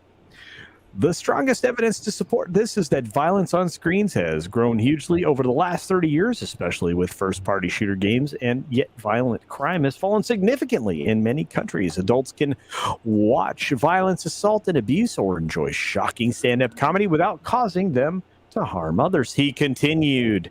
When contacted by Variety for a comment, queer media watchdog GLAAD, actually they really should be very sad, people said it was founded 36 years GLAAD's ago. also a bunch of fucking grifters. No, of course they are. They're the ones that went after Kevin Smith during the Jay and Silent Bob Strikes Back movie. Yeah, and he I didn't know that. He wrote him the check, and they went the fuck away. Yeah, anyway. he knew exactly. He actually did talked about this in an interview a long time ago, back in the early 2000s. That basically, they basically complained about this one scene where when the character says "that's so gay." Oh, and then God. that was the complaint. Unbelievable. Yeah, I mean, that sounds like Reverend Jesse Jackson, who'd go up to pretty much who'd show up to companies and be like, you need to pay me or else we're gonna have a strike because you've been racist. Yeah, it's exactly what it is. So he wrote them a check and said, go away. I know this is what you want. Go the fuck away. Yeah, these organizations are grifters, but we'll continue on. Said was founded 36 years ago because media representation has consequences for LGBTQ people. Authentic media If they have consequences for them, then they have consequences for everybody. They do. That's really interesting. When you are, promoting the BLM, peaceful protesting baloney sausage. Burn, loot, murder. For real people, or Mambla, Buying large mansions. Authentic media stories about LGBTQ lives have been cited as directly responsible for. Scroll up, please. Okay.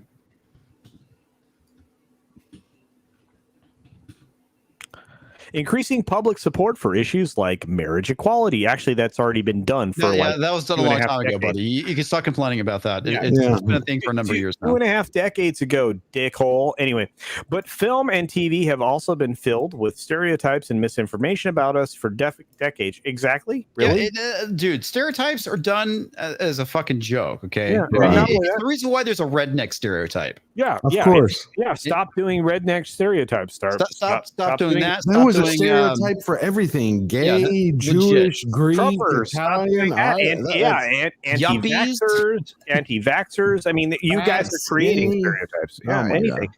Yeah, guess what? Canadians? Sorry, I gotta get our Canadian Hey, ya hoser, like hey, ya hoser, all that. Yeah, or even Take off your hoser. Or even people from Ohio. I'm just saying. So anyway, hey now.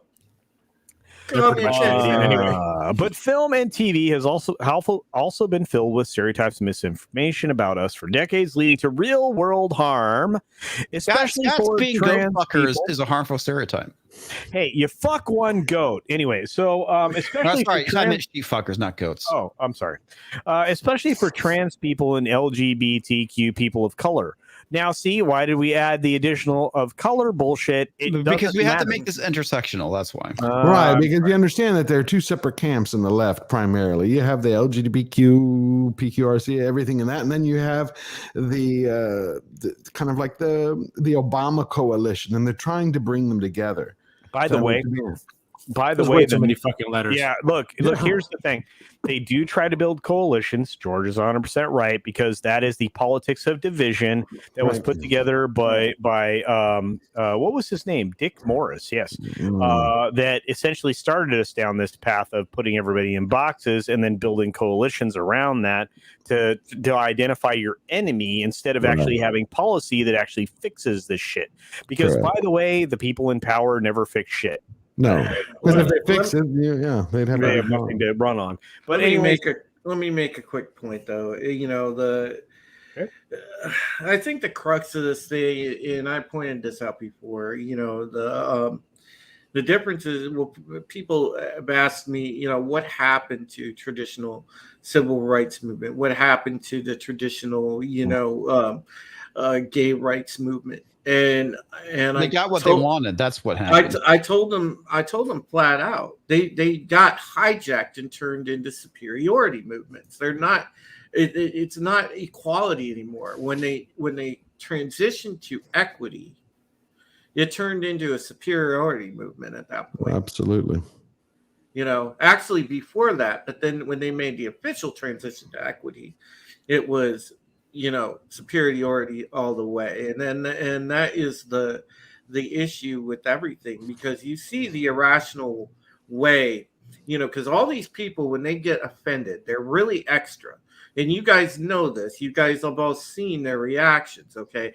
So when they get offended, they come out, because it's always with the extra outrage. It's over the top. Mm-hmm. You know, they do that simply because, you know, it's a tactic. It's to, you know, go so hard on someone that they go and they're shaped, and they're supposed to feel like they have no way out but to cave to these people's demands. And that is to me, I think, the one of the worst ways to go with that sort of strong arm mentality and intimidation, because it's no different than, you know, what KKK. Street, yeah, exactly, or what street gangs used to do back in the day, or the mafia when they'd shake down business owners or citizens. You know, it's the same thing. One thing too. Can I ask a question? Wait, before we go there. Yeah. How come Joe Biden isn't canceled? Yeah, dude's racist as fuck. What do you mean? He was at 31, which is their polls. So you minus 10, you know, he's around 20. Oh, well, no. He's being canceled by the country. Yeah. Something I kind of want to build on top of what Drew just mentioned. One of the things too, back in the 90s, you know, there was a lot of skinheads. There used to be. Yes. They were a joke then, and they're an even bigger joke now. Oh yeah. They're less. Nobody. I mean, nobody nobody liked them. Nobody took them seriously. You did have to be careful because they could fucking fuck you up in a fight, but they had no institutional power. No. The only people who took they were absolutely were the left. Hang on, I'm sorry, guys. I gotta get this too because I was sitting on this for a while.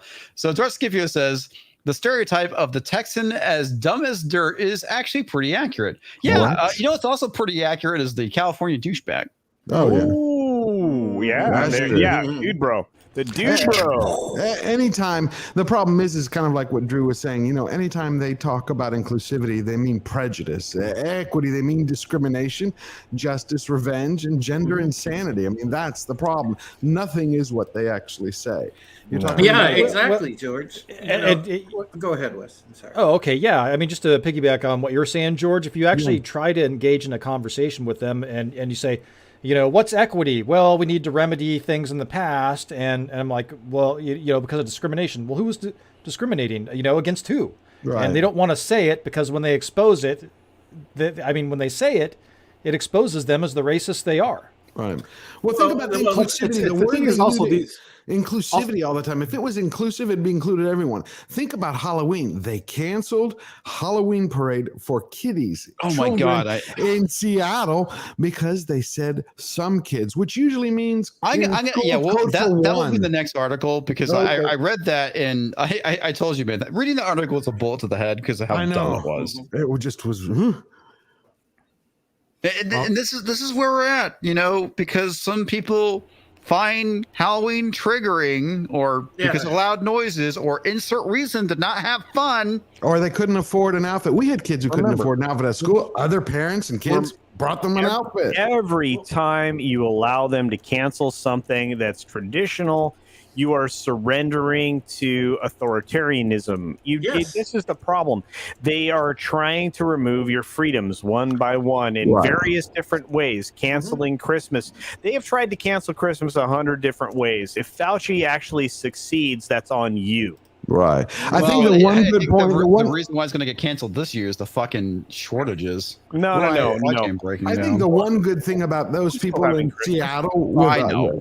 Yeah, but he's talking about presents, gifts, the whole, people coming in with the flights. I think the one good thing about the Halloween thing in Seattle, the story was, those parents should get together and do their own Halloween parade on the same day and same time that the school was going to do it, and just basically flick them off. You didn't do it, we're going to do it.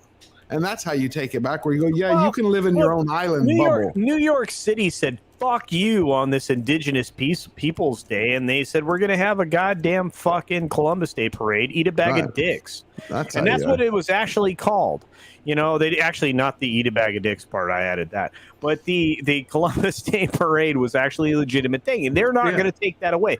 Their population of that city and the pride that's in the people of that city will not allow them to. Well, the next stole Christmas. The next thing that'll happen, culture, going on that is, I bet you that they'll attempt to put pressure on Macy's to not have their Thanksgiving Day parade. And if they don't, right, we will here raise holy hell. Look, I have people who've already, and look, God bless all of you who sent me suggestions for memes. I'm gonna make them. Thank you. Because this is the beauty of asking somebody for things. They actually give you things so you can do things. And that's the thing we all have to do. We all have to take everybody's ideas, bring them together, and make them reality. So guess what? I'm going to make a bunch of memes. I've got like 10 or 15 ideas in my phone right now for memes to expose the baloney sausage that's out there in the world. I am tired of it. It makes me crazy. This is how we fight back. Make fun of the stupid, because there's freaking plenty of it right now. I'm trying to dial back my cursing. No, guys. it's cool. I gotta get some super chats before they jump. And I love this one from Roof Korean for $2 because it's a Tim Pool quote. A brave new Fahrenheit 1984 world for vendetta. Yeah. That's exactly the dystopian nightmare that we're living in currently. Well, I think it would be World for Vendetta Farm, but hey, what do I know? Well, people need to pull their, people need to pull their balls out again and start, stop caving to this shit. Yeah, absolutely. Because that whole principle of equity, all it is them telling you, okay, well, we're going to pick certain groups that we want to cut the line for your opportunities because you don't deserve them. That's it. That's all they're saying.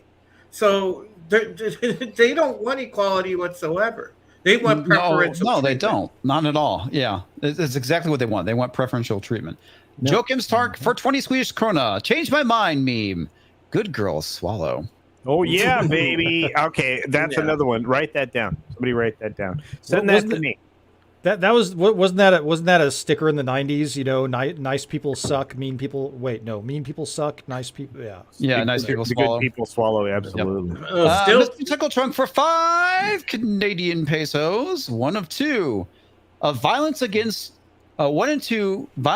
trans people are perpetuated by their partners. And a lot of non-partners are partners for pay. Yes. Go USA. I'm glad your hashtag numbers are low. Okay. Yeah, that's true. Yeah, he's not wrong. Yep. Nope. He also says for another 2 Maple Leaf dollars, his friend Daphne was born to do crowd work. True. So true. And it's a shame that her life was cut short. It bothers me. That's the shit that bothers me, right? Because again, I mean, for those of us who know people who are trans, there are struggles there. I mean, real fucking struggles. If you're born with gender dysphoria, that's not a good place to be. No, it's not. I'm just telling you. Rocks out protest ? Are we talking about Daniel Craig in gay bars again? No, we're not. Shaken, not stirred, my friend. Shaken, not stirred. Toxic Man flew for another 5 Canadian pesos. Sorry, 5 American pesos. What do goats and lay potato chips have in common? You can't just have one. Shut your fucking face. That was bad. Bad. Terrible. terrible. Yeah. Also Nuclear in Winter Games Afghanistan. for 2 Canadian pesos. Gay Ken also exists. Wow. I try to remember if that is like officially or unofficially. Don't know. I remember they had this one that everyone called Gay Ken. But I don't Oh remember wait, if it's actually, I thought that Ken was always gay. No. They actually have a Ken. Yes, No, actually, I showed some of those dolls one time on a stream here early on in my YouTube career. I don't remember. Wait. Oh, there's that new line. Yeah, I think they do have a Gay Ken. Shut your fucking face, Uncle Fucker. You're a motherfucking fucking fucker. Yes. KMFS, speaking of Kai MFS, sorry, I said that wrong. Speaking of Kai, in China, they squash all tradition at every turn. Yes, that's exactly what they want to do. They want to stomp out tradition and replace it with their own. You know, it bothers me that with a mohawk, he's handsomer. Now, this is one I thought was interesting that Joachim Stark says. For another 20 Swedish krona, skinheads are now Sweden's largest political party. Are you serious? Kidding me? That's actually a thing. That's messed up. Yeah, that is messed up. That's what happens when you ban things. Yeah, That's some fucked up shit right here. Sorry. J.A.F.O for $4.99. Their concepts are logically Fallacious. Like I was trying to it's like I know it's logical fallacy, but I was trying to figure out how to say that word. Fallacious. Thank you. Assuming inclusiveness and equity mean they are supposed to, they do not scale together. Never. No. Indeed, they do not. And finally, we got to the last one. Loose cannon 84 for $2. Can't say balls anymore. No, you can't. You can say cojones. Huevos. You can say nuts. Huevos. Okay. But you can't say balls. You can say testicles. Yes. Let's get back to the article because let's finish this show. Fuck. I don't even. Oh, okay. Ironically, the documentary Disclosure on Netflix demonstrates this quite clearly. That Sarandos, thank you, would wade into a debate about the potential harmful effects of content is notable, given that those who condemn Chappelle's jokes have specifically cited the physical danger that anti-trans ideology possesses to that community. What we object to is the harm that content like this does. I'm sorry. What we object to is the harm that content like this does to the trans community, especially trans community people of color. And very specifically, black trans women. People who look at like me aren't being killed. I'm a white woman, wrote trans Netflix employee Tara Field in a now viral Twitter thread last week. And again, as was pointed out, it's the members of those community that are killing those people. Make no mistake, Chappelle's alleged jokes do not impact hypothetical people. They, in fact, cause real harm to transgender and non-binary views and black LGBTQ youth who may have once looked up to him as a role model, wrote queer author and attorney Preston Mitchum on Wednesday. And the funny thing is, there actually was a queer trans woman who looked up to Dave Chappelle named Daphne, who is no longer with us. Yeah. Rest in peace, Daphne. Because rest in peace, Daphne, because she defended Chappelle and was bullied to the point where she walked off a building. I will continue to repeat this every time one of these dumb motherfuckers makes a retarded comment like that. It is, dude. This is the trans mafia. You know, I mean, this is how they operate. I think I would definitely. And it's not just with them. It's the minority mafia. They do it too. You know, the people that try to grift and take advantage of different racial groups. They do the same thing. Oh, dude! I definitely think I gotta highlight retarded this is from the appropriate word. From Draco. This is fantastic. Draco for $5. Hashtag Daphne's life matter should trend but won't. Yeah, you know what? Actually, you know what, Draco, dude, we should try to make that happen. I think, you know what, comics, take that to FNT tomorrow. Let's see if we can bust Twitter. Yeah, I'll bring that up. Yeah. All right, here we go. Studies, including research from 2016 conducted by the American Academy of Pediatrics and the American Psychological Association back up Sarandos' assertion specifically around the effects of on-screen violence. But the trans community has long been desperate, there's the word, to educate the masses over the shocking fatality rate it faces. Yes, but not why. You never want to bring up the why. No, and that's the problem. Yep. In 2020, the Human Rights Campaign, who the fuck are these people? The Human Rights Campaign, don't know who the fuck they are, recorded a record number of violent deaths suffered by trans and gender non-conforming people. What the fuck is that? The highest rate since the group began tracking these killings in 2013. And the majority of those, I bet, are going to be domestic. I know. So what the fuck? Dialogues about on-screen violence translating to real-world harm have been going on for decades. Yes, they have. And you've been on the wrong side of things. Last week, videos of fist fights outside a pop-up store devoted to the brutal record-breaking Netflix series Squid Game went viral. What? Huh? In July, a Wisconsin judge released Anissa Weir, a young woman convicted of stabbing her classmate to death as a tribute to the digital folklore character Slender Man. Oh, okay. So what they're doing is they're trying to basically validate their point by bringing up the fucking exceptions. Yeah, okay? Yeah. Remember the whole thing with God damn, what's the name of that movie? It's on the tip. Fisher King. There we go. Remember the whole thing with the Fisher King? A lot of you guys probably aren't going to remember this because it happened. It was a Robin Williams film. It was a Robin Williams film. The guy that shot up that Luby's in Colleen was quote unquote inspired by the Fisher King. Okay. And that was again, this is something that the right tried using to justify why violence in movies was bad. It doesn't work because it's a lie.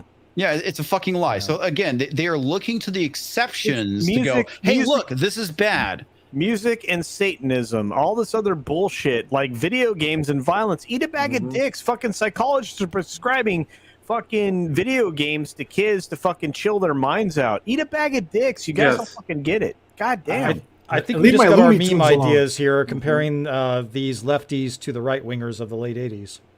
Oh, God. They're weird. And that's just how it is. This is like the examples you guys brought up. It's no different than the Satanic Panic in a lot of ways. You know? It's exactly like the fucking Satanic Panic. It's exactly like the PMRC again, which came from fucking what's his name's wife, Gore's wife, Chipper Gore. Yeah. Chipper Gore. I'll go one further, and I'll say that BLM would be like the televangelists of that era. Yeah, almost a little bit. If they hadn't fully gone away. Yeah. Hopefully BLM will go away. Hopefully the televangelists go away too. Well, they haven't. God dang it. That's still around there. By the way, doesn't that Dr. Sanjay look like a televangelist? I'm just saying. Yeah. Actually, he looks like a real douchebag. Well, he doesn't look good on the Joe Rogan show, that's for sure. Anyway. Yeah, he just looks like one of those smarmy douchebags you want to punch, dude. I saw that. Easy. Yeah. We do not condone violence on the Comics Division podcast, YouTube channel, whatever the fuck. No, I'm sorry. I had to. I had problems with my chair. I didn't mean to say that word. I just said I wanted to tickle him with my knuckle. No. A feather. Come on. I made jokes about punching fucking what's his name in the balls. The guy that is doing Star Trek Discovery.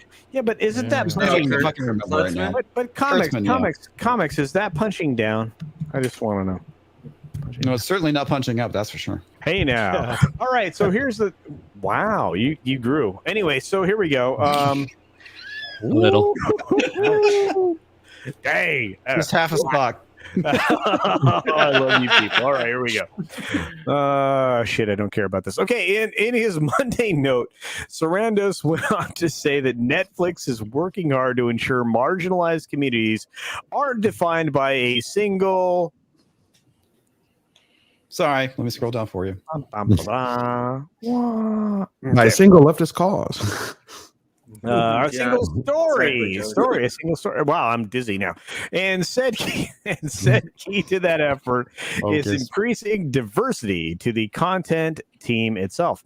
He also referenced titles like Suck Such a Kaishan and Orange is the New Black and Control Z.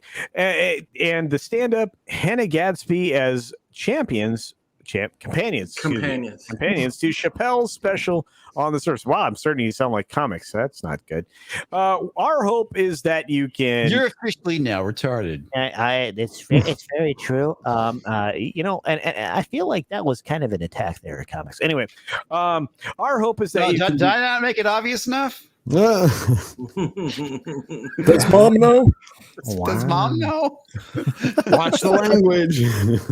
Our hope is that you can be hugely inspired by entertaining the world while also living with titles you strongly believe have no place on Netflix.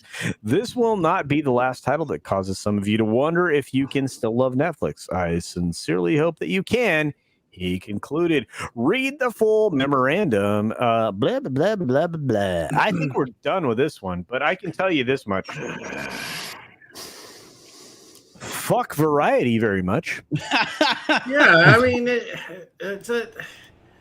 again, that is like, you know, and that's why I'm appreciative of the publication that I write for.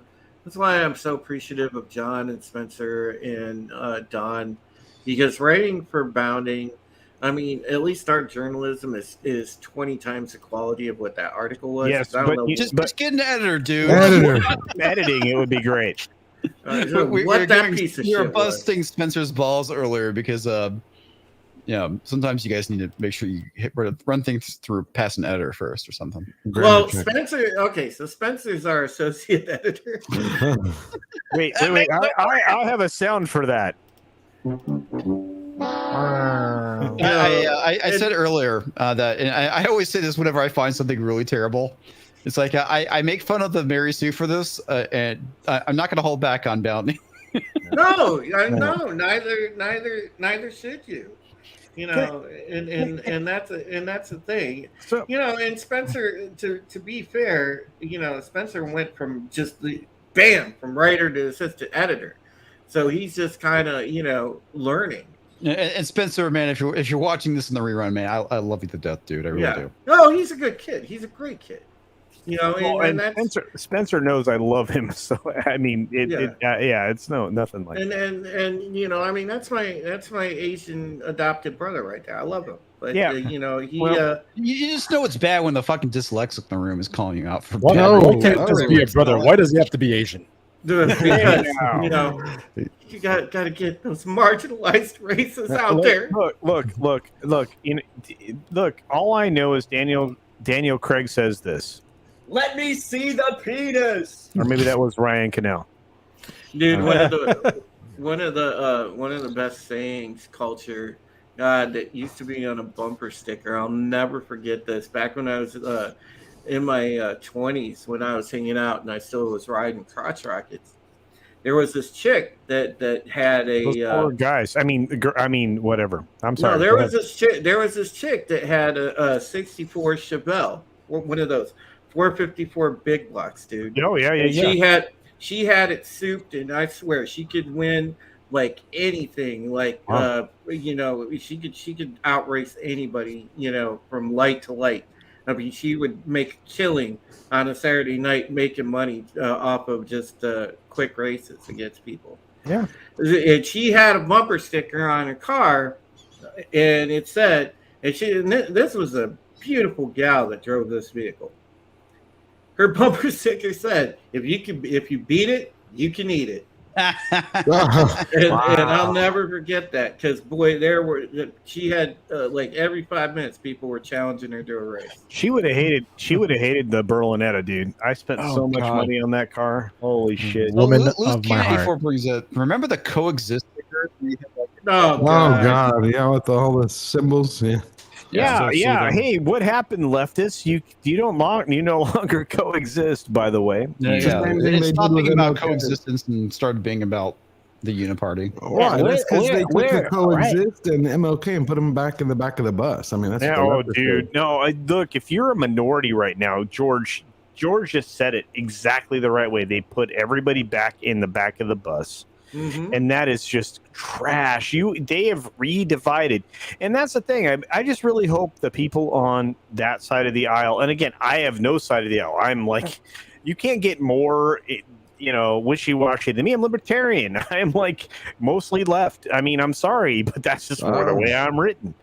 And and it's fine. But based on like today's ideology, I'm fucking conservative, which is retarded because that's not the truth. I mean, I'm like, that's not accurate. I want everybody to have liberty and freedom, and that's my shit.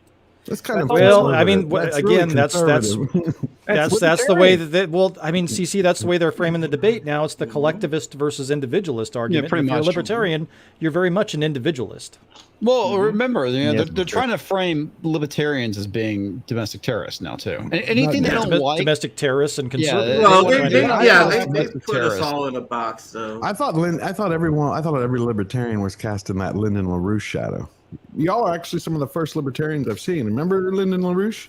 I thought Lyndon LaRouche was a lefty. Not years ago. I'm not talking today. I'm talking years ago. He was the first like libertarian running for president. Well, I think the biggest problem these days when it comes to libertarians, everyone thinks of that one guy that wants to run around with his penis out. I mean, that's everyone's kind of like thoughts on libertarians. That big guy that went up there and started dancing was all false, and I only did that once in college. Just on the football field. Oh, Oscar. Who was the guy? He popped up. He used to go after like all the corporations, and he used to run in the Green Party. You know what I'm talking about? He used to be very, very famous. Ralph Nader? Nader, there you go. Yeah. Well, Lyndon LaRouche, I don't know. He actually got persecuted in the 80s. He did jail time. They went after him. I know this is funny, and you just got it like I do. So it all depends on who you talk to. So Darth Scipio says, "Culture, you don't fool me, brother. You're a full-fledged righty." No. Okay, so here's the thing. This is the problem I run into with people like Darth Scipio and my wife. Oh, he doesn't believe that. They look at me saying, "You're right wing or right leaning." My parents, who are conservative, go, "You're left leaning," and it's like you can't win. And this is facts, man. Absolute facts. The people on the left are going to view us as being right wing, and the people on the right are going to view us as being lefties. This is how it is. It's because you're an individualist. You're an independent in many ways. Independent spirit, not politics. Because I don't know your politics in that aspect. So you pick and choose the policies you support. You're sitting here going, "I'm not all for this. I'm not all for this. I'm not all for this." That's why everyone has a different. Well, that's the thing. It's like free speech used to be a pretty left liberal issue. That was the foundation of liberalism in the United States was free speech at all costs. Remember, they hated the CIA, FBI, the entire big government, and now they're like, "Oh, remember during Trump? They are the good guys. They are the heroes." I'm like, the left is saying this? It was like a whiplash from the 60s. I know, and it's weird. It's like I said, I crossed into an alternate dimension. It's look, and here's the thing. I'm like, look, don't tread on me. That's the most common thing a libertarian. That's being viewed as being right wing, though. That's the thing. Don't tread on me. Individualism is now being viewed as being a right wing issue, but it's not. It's not. I'm defining the pure middle that doesn't exist anymore. It's the person that says, look, I'm for limited government, limited entanglements with foreign governments. I want our nation to exist as its own entity and under no other authority other than itself. And that's the problem with what has happened to this country. Look, if in this country you are allowed to do pretty much whatever you want as long as you don't infringe on another person's rights. That's what we were founded upon. Hang on. Todd Scipio says Ronald Reagan would be liberal according to today's lefties. Today's righties. Which righties? Seriously, dude. I can't fucking stand Reagan. Yeah, man. You know, Darth Scipio, you remind me of an underachieving Major League Baseball team. Easy.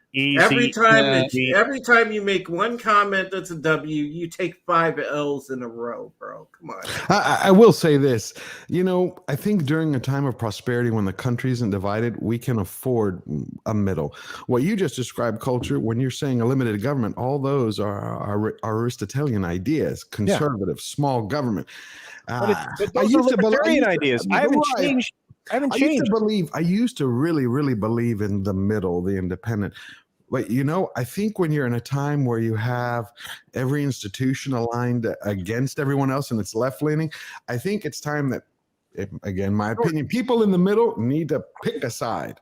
George, does government that's what's happening here in Canada. So, but George, outside of things that are like clearly defined under natural law and actual law, should the government be involved in marriage at all?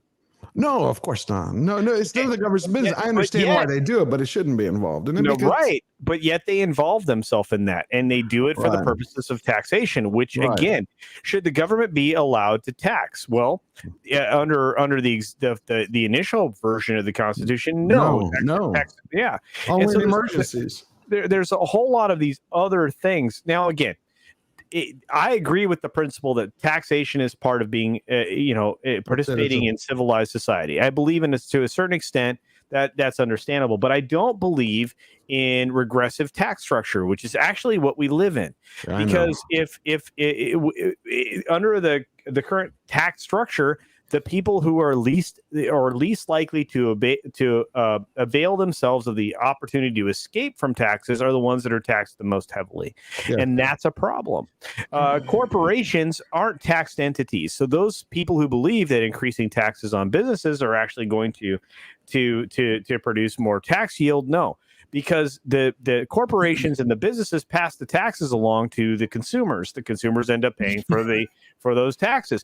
This is the problem. And an economics course wouldn't hurt anybody to understand, at least a previous economics course, because modern economics is going to teach you a lot of bullshit that's not practical in the real world. Right? Absolutely. Yeah, and just so you know, LaRouche did run for president 8 times from 76 to 2004. Now I want to get it clear. There was like 3 or 4 people in the chat. He's like, he didn't run. I'm like, yeah, no, he did. Yeah, he did. But so did Gary Johnson, who was a tool bag. I agree with you. I just think it's kind of like, you know, when you have the break glass in case of emergency.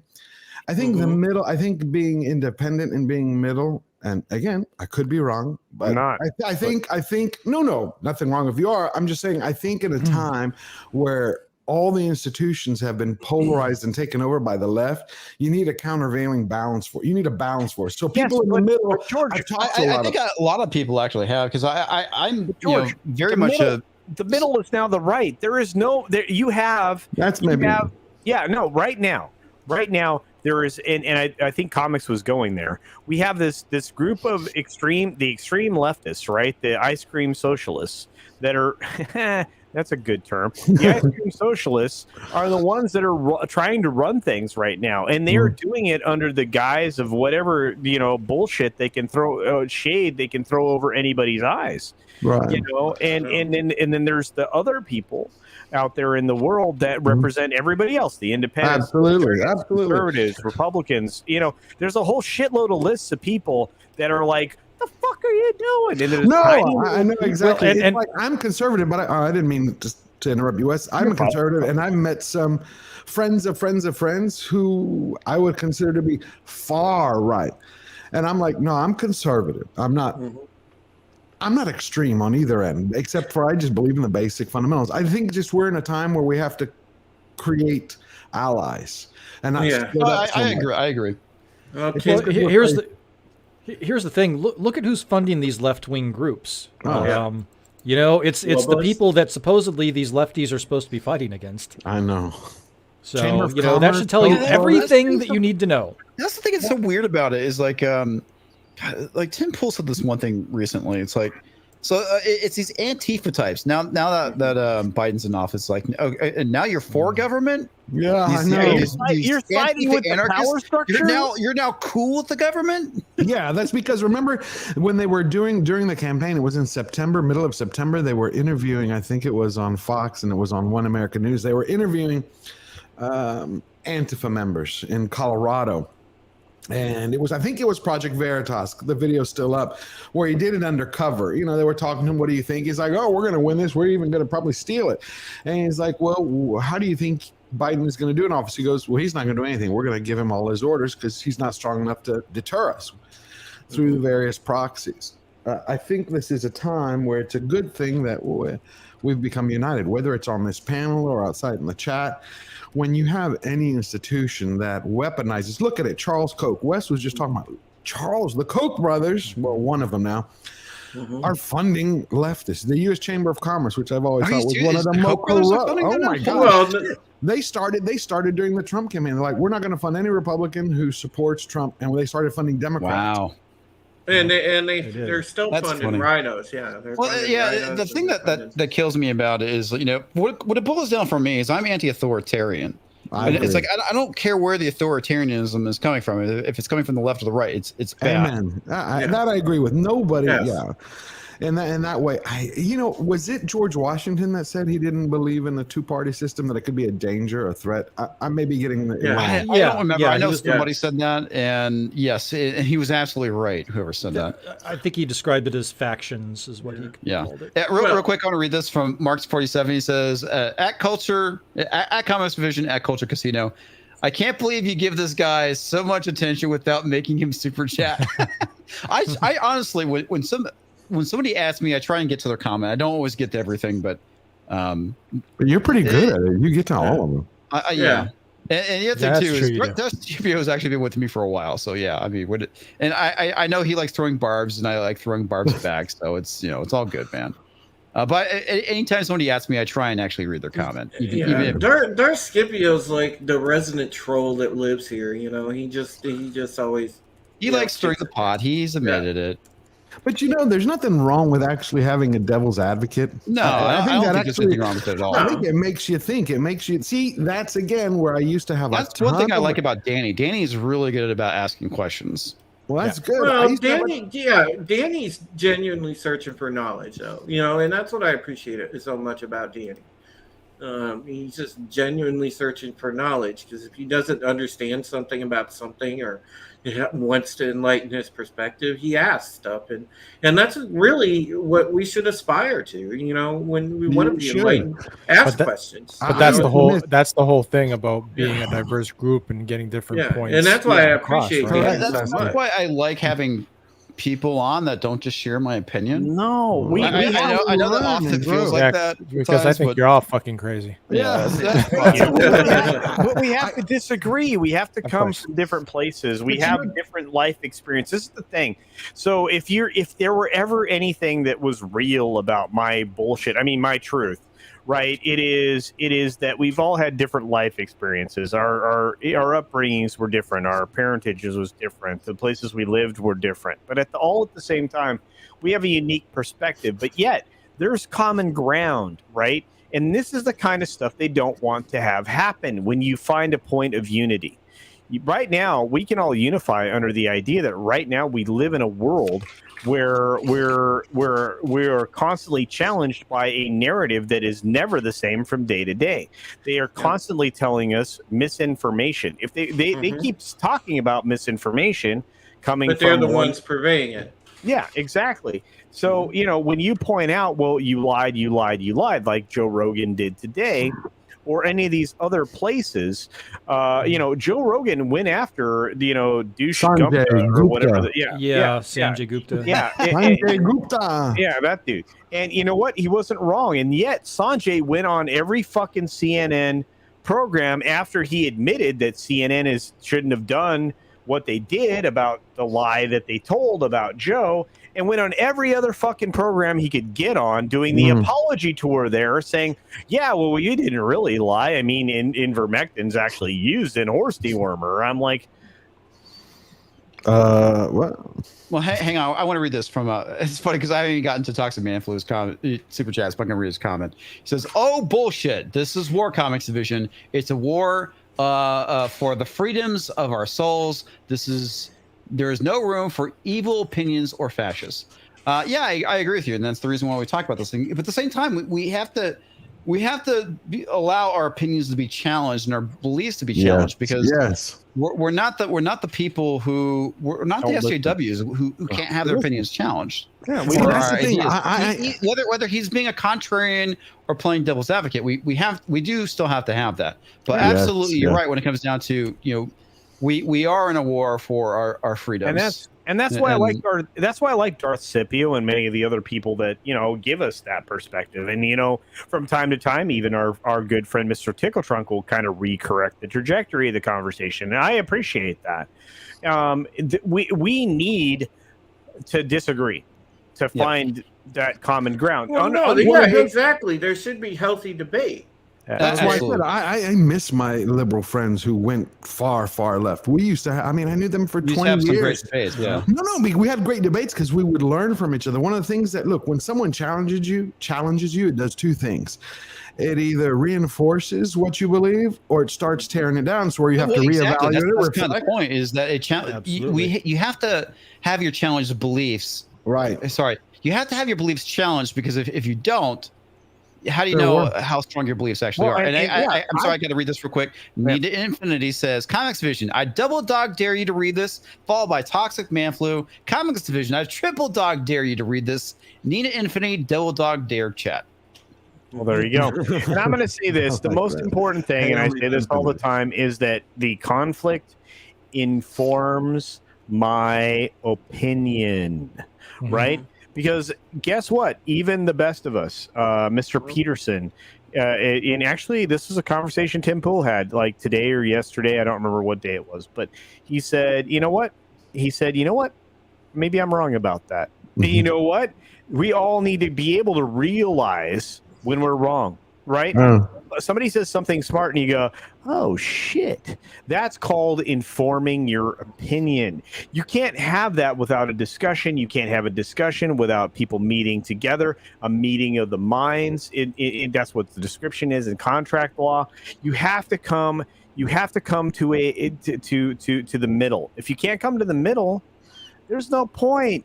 Right now we live under a unified structure where people are trying to enforce this prevailing opinion that isn't realistic. It's not even real. It's not reality. No. And we are trying to live within the guidelines in order to counter it. That's the problem we're running into day to day. It's why we lost Steven Crowder, because he was calling to everybody's attention a news story that's a very real news story. He did very serious news story. Yeah, it's a very serious news story. He did it in a very funny way, but they went after him, right? And which is crap. And I think that this is where that the other side is the other side of things. The people who the authoritarians. When I say that, I'm not talking about Democrats, because you know what? Not a lot of Democrats agree with the other side of things right now either. The other side of things is an authoritarian, socialist, one world government view of things. You are fighting an entity who's pushing something forward. Who blocked POSO today? Do you realize WEF blocked POSO today? I saw that, bro. Yeah. Who blocked POSO? The WEF. I put it in today's chat. I was trying to throw that up there for us to talk about. Jack said, they're scared. Of course they are, because they have the light. I want to read something really quick from Darth Scipio. It says, but fascism is a right-wing ideology. So here's the problem. Here's the problem with fascism. There's so many fucking definitions. Nobody knows what the word means anymore. At this National Socialism, dude. That was Hitler. National Socialist. Well, okay, so there's theories behind that because the word socialism was kind of a buzzword back then. Right. It's probably the reason why he used it. Right. But the issue, when it comes down to, is it's authoritarianism. It doesn't matter if it's fascism or communism or whatever. The main point I always try to get across when people bring up fascism, the only things that Hitler and Stalin disagreed with were economics. That's other than that, basically they it. were basically believed in the exact same fucking thing. They were both authoritarians. It doesn't matter whether it's fascism or not. Authoritarianism is bad. You know what I think is the easiest way to tell who the bad guys are? You want to always know who's evil? Whoever censors anything. Pretty much. Yeah. Oh yeah. The minute the bad guy. Don't worry about their politics because you'll know they're wrong. Left, right, middle, fascist, they're wrong. They censor. You don't censor because you want every idea from good to bad to what you want it out there. Even the knucklehead Gumpta, right, who's put his fucking foot everywhere in his mouth and his ass, whatever you want to call it, he said that was kind of the wrong thing because science needs to be questioned, right? In the essay that he wrote after he appeared on Joe Rogan, before he had to go on his apology tour on CNN, because the last thing you want to do is question the fucking authoritarian narrative. Right. Yeah, the so problem. here's the funny thing about the definition of fascism. So if you actually go to Merriam-Webster, fascism is a political philosophy, movement, or regime that exalts nations and other races above individuals, that stand for a centralized autocratic government headed by a dictatorial leader serving economic and social regimentation and forcible suppression of opposition. The second definition is a tendency towards or actual experience of strong autocratic or dictatorial control. That was a mouthful. Yeah. Now, if you go over to Wikipedia, they have Wikipedia. Yeah, I know exactly. A form of far-right authoritarian ultranationalism. That's such full of shit. See, far right, they throw that in there. So, that's crap. It may seem far. That shit. I'm sorry. Go ahead, Wes. I'm fucking. Yeah, it may seem far right if you compare it to maybe the Soviet Union, but it's National Socialism, folks. It's the combination of state. I think the reason why some of the speculation, the reason why they call it the National Socialist Party is because socialism was one of the big buzzwords of the day, and it's part of the reason why they used it. Yeah, and they're running away. I mean, if you look at the end of the day, the difference between Hitler and Stalin was economics. They believed basically the same fucking thing. They did. Yeah, I mean, you know what? If you look at the implementation of Yahtzism, it's basically crony capitalism. It's socialism. It is. That's what it is. But that's you curry favor with the state, and that's how you get ahead. But that's why Trump would say whenever they would ask him, they'd say, aren't you for free trade? He said, no, free and fair trade. He goes, this free trade out of bounds where you have people paying off the government and buying contracts and locking in a monopoly, that's not capitalism. That's corrupted capitalism. That's why crony capitalism. Right. Yeah, that's crony capitalism. That's the problem. I mean, that's like another potential definition of fascism is basically corporatism. Yeah, where you have a marriage of corporations and governments. Which and real quick, Nina Look Infinity is saying, or sorry, not Nina Infinity. Southern Bell 777. I triple dog dare you to read Toxic Man Flute and Nina Infinity's comment. By the way, I love all you people. Yeah. That's what it comes down to, right? Yeah, I love everybody. That's the problem. I start there. This is the thing nobody gets. I start in the position of love. I love everybody until you give me a reason not to love you anymore. So even if you are a crazy leftist, I'm still going to love you. I don't love everybody. I don't love everybody. If you're going against my country trying to destroy it, I don't love them. No. Unless you come out against me and my beliefs, you start in that default position. George, I was born that way. So were you. Everybody, we were born into the state of freedom because we were born human beings. Human beings around the world are essentially born. They are born to be free. From the spiritual, and that I would agree with you. Yeah, as a human being, we are born to be free. So as spiritual beings, or even as non-spiritual beings, if you're an atheist, which is fine, you are born into a condition of freedom to be whatever you decide to be in your lifetime. You are born with immutables that are either positive or negative. You can't control them. You were born into that situation. You have the veil of ignorance from the day you were born, right? And one of the reasons that I hate the taxation system and many of the other systems that are employed in governments around the world Social Security. They are essentially regressive. You have to get out from beyond the regressive systems that exist in the world. So our system set aside to hurt human beings? Absolutely, because they have to support themselves.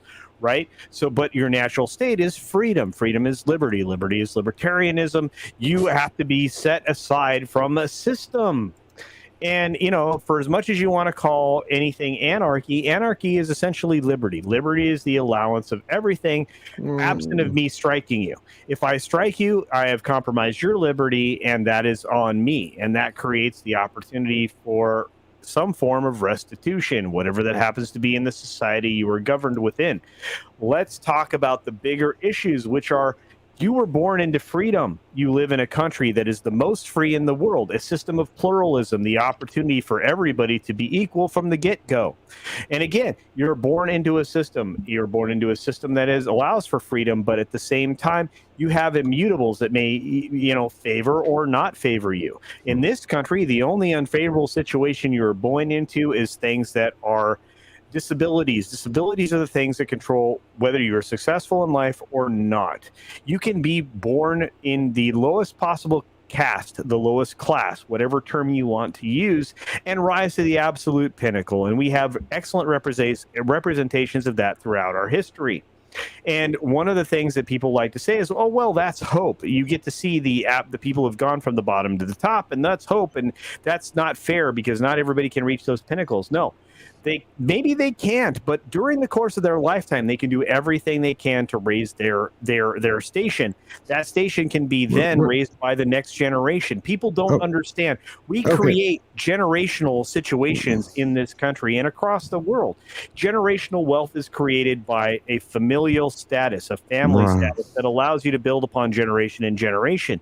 They are trying to eliminate those opportunities. That is what fascism tries to control. Socialism, communism, all the other isms try to eliminate the opportunity for growth. If you live in a free society like we do here in the United States, everybody rises above. And in fact, our country is well beyond so many other countries around the world that everybody wants to come here. If we are so bad, ask yourself the one question that matters: why does everybody else want to fucking come here? Yep. Right, of course. Now, there's one thing I also want to bring up too. The whole thing, going back to the whole thing with how different groups use words differently, or I should say wrong. Think of this: the People's Republic of China. I would say that is not a republic, but that yet they use it in their name of their country. Same thing with the Soviet Union. Oh yeah, Union of Soviet Socialist Republics. I mean, they're using the word republic. They're not a fucking republic. So I don't know. It's just I think an illusion. The word is just being co-opted. Right. I think it's the same thing with the National Socialist Party. Look, I'm sorry, I went on forever, but that was an important dialogue. I disagree with the fact that I respect what you're saying. I don't agree with loving everybody, but that's your right. And for that, I defend your right to it. And you know what, culture? Listen, there's slogans we should bring back to describe the authoritarians and their ilk, and that, you know, well, we should call them authoritarians for starters. Well, there you go. But my attitude towards those type of people is, you know, the old bumper sticker they had when we were a kid, and that was, you beat me, eat me. No, okay. Kill them all and let God sort them out. Okay. I thought read this from Mr. Dragon real quick. He says, I think they're going to go after Gary next. Because once he goes on Tim Pool tomorrow, he will become a target, but I think he's willing to take the risk. I don't know, man. For Alex Jones, do you think so? I don't think so. I think that Gary really hasn't done anything wrong. Gonna rise. I think that will definitely elevate his channel a lot more. That will probably put a bigger target on him. Yeah. But I think if they're wanting to take him out, they could have done it with Alex Jones. Yeah. But here's the bigger. Well, they can actually. Gary's gone through what the hellfire. The hellfire is all of the people that are reporting you for bullshit. Right. Gary's been through it all. You at a certain point. And what has happened too is it makes his channel a little bit more bulletproof because they've been reporting him and he's basically won. Yeah, and that's that helps you. It happened with me. It's happened with others. I mean, I'm fighting it all the time now with YouTube. I don't know why. My 6-minute daily, I can't actually monetize. This is stupid. Why? They don't like me. So every time I beat back, how do they not like you, dude? You're like the ultimate diplomat. I try. But I know that's why. How could they not like you? That's what I was. They don't like me. I don't care, but it doesn't matter. All I do is I challenge them. Every time I've had a claim, I've won them, beat them. Wes is very similar.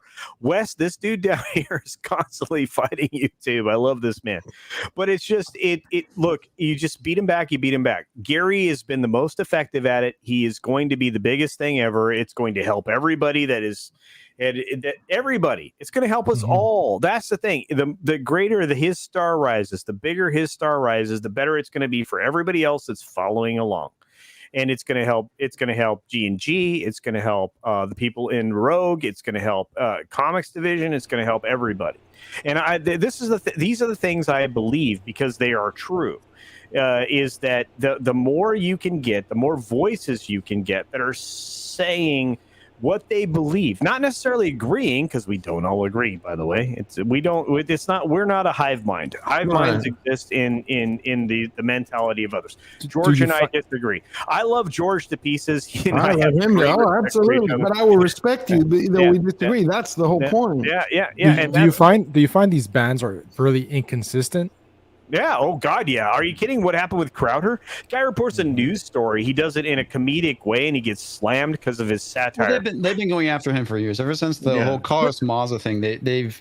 Well, Moss is a piece of shit. I say that out loud. He's another banning him. I don't think they quite had the balls to do it just yet.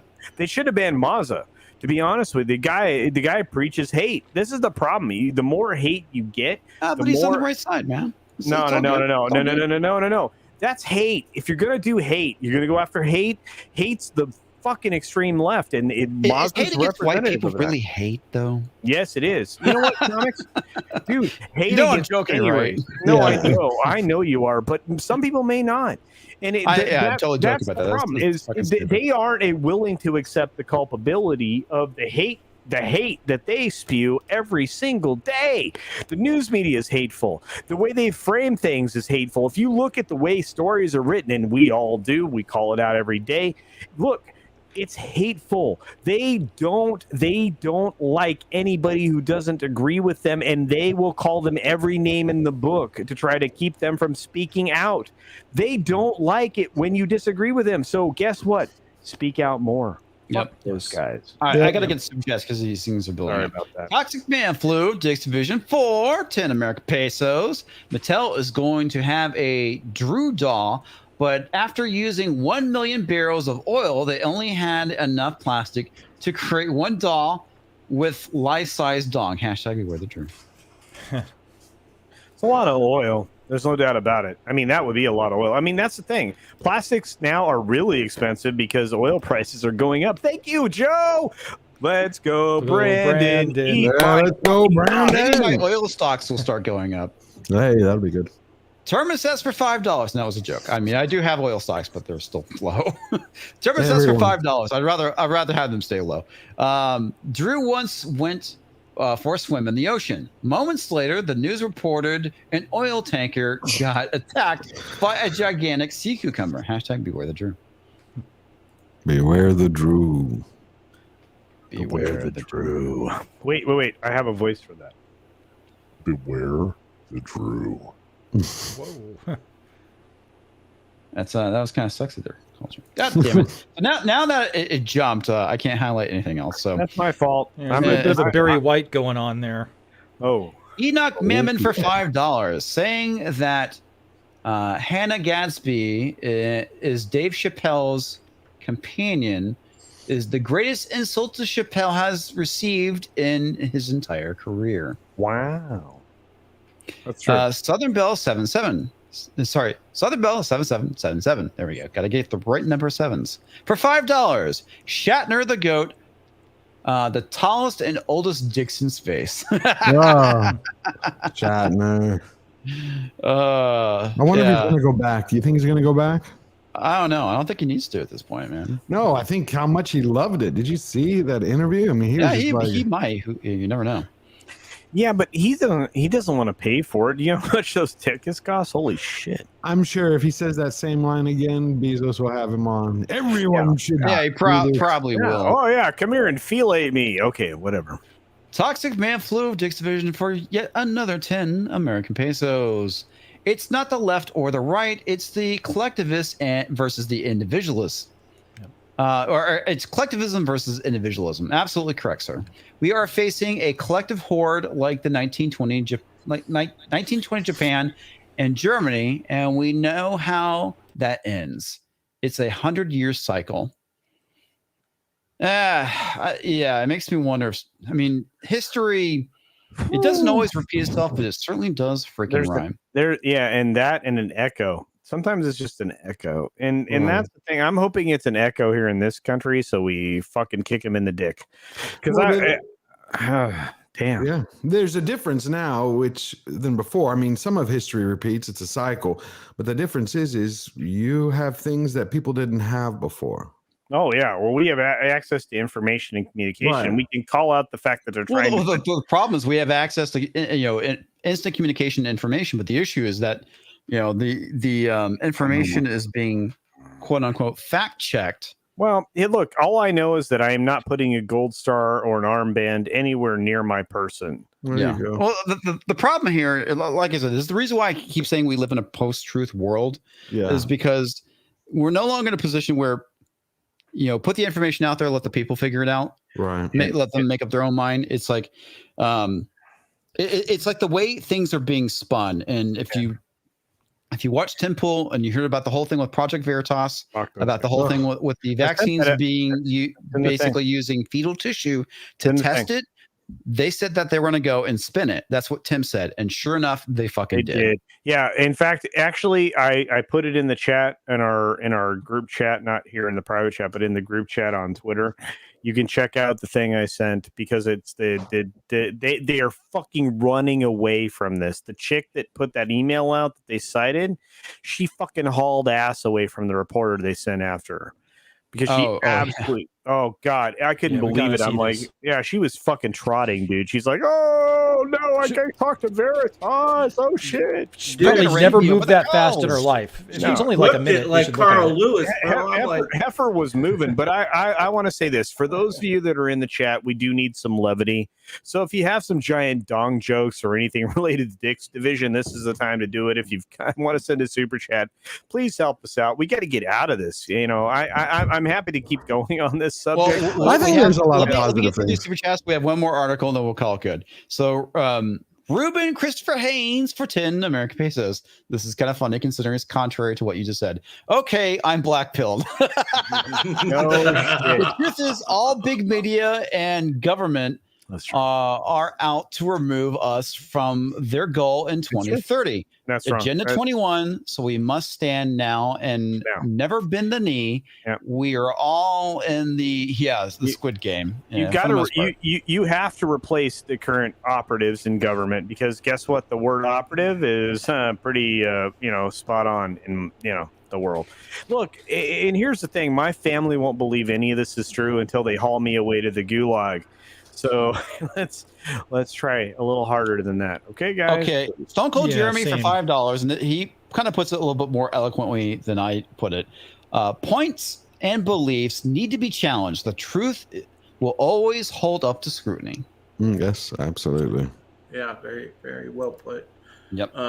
Comics, Nina sent you a copy tip. So yeah, I haven't gotten to them yet. I'm gonna get to them. Okay. I saw that she sent me. I also have a few more from Stream Elements as well.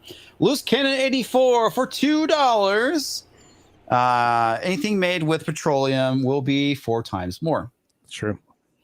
And since Alexander Kelly for $1, this is coming from the Stream Element side. The GOP is worthless. I completely agree with you. Absolutely. I think both of them Young Ripa woke me up. There is zero difference between the GOP and the Democrats outside of maybe Rand Paul, Massey, and Mike Lee. It's the Uniparty. It's the Uniparty. The Uniparty. We should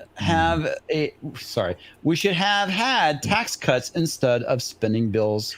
But tax cuts don't make politicians more money. We actually have, this is the weird thing, we actually have more politicians running for Republican seats in the primaries than we've had in a very, very long time if you pay attention to the individual areas. And you know what?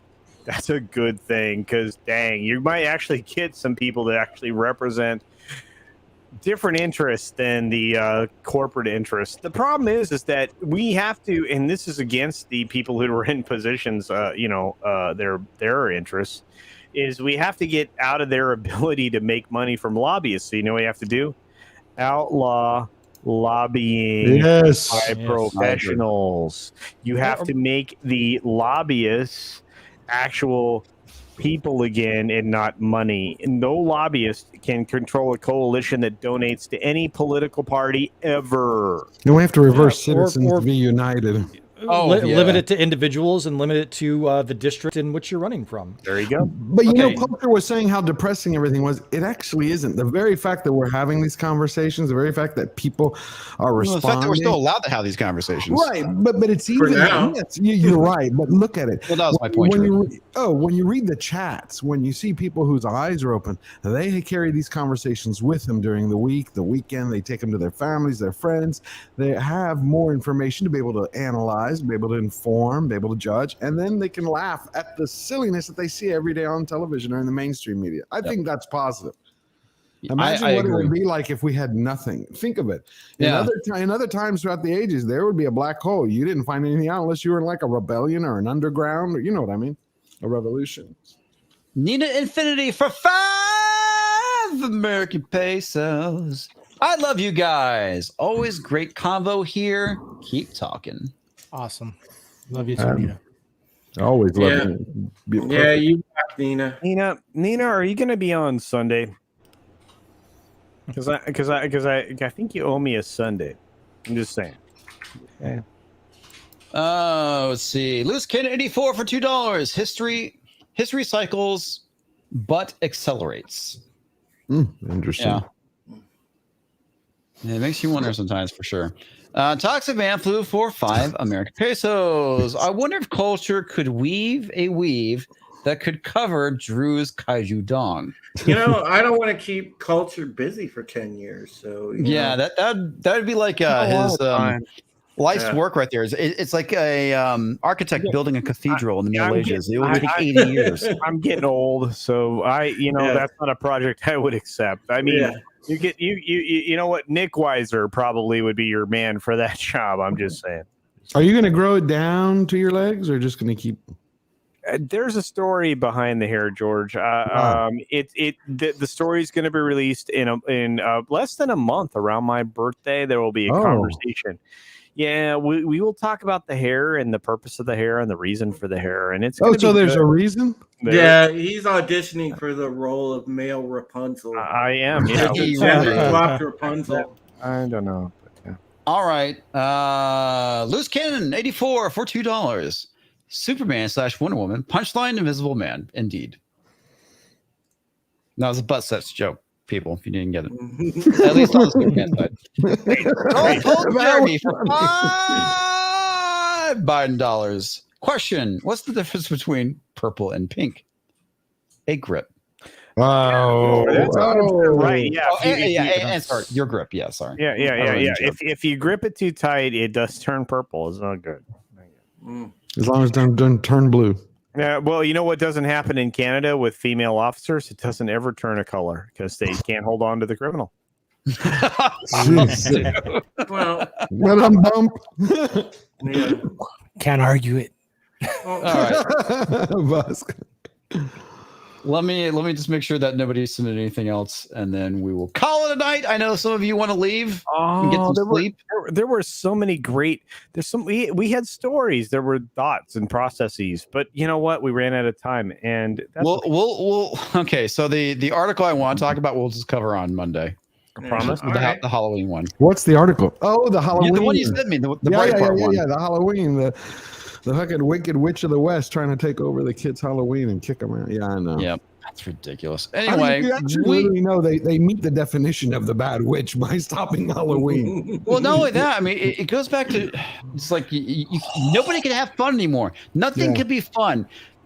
holidays can't be fun. We have to cancel them because people might not feel included. I'm waiting for the cancellation of Christmas because literally, I mean, I know that there's a lot of suicides around that holiday because a lot of people are alone by themselves, and people might be triggered by the holidays, so we can't have them anymore because it might, lead to people harming themselves. Look, we didn't get to the article. You know what? There were other people waiting for the next article. I mean, Nina's waiting for the next article. There are people here that want more coverage, but we're not going to do it because we're old and tired. Well, yeah, I know. I have not been getting enough sleep, so Monday would be good. So we will start with Guy Scar of the Basco scenario.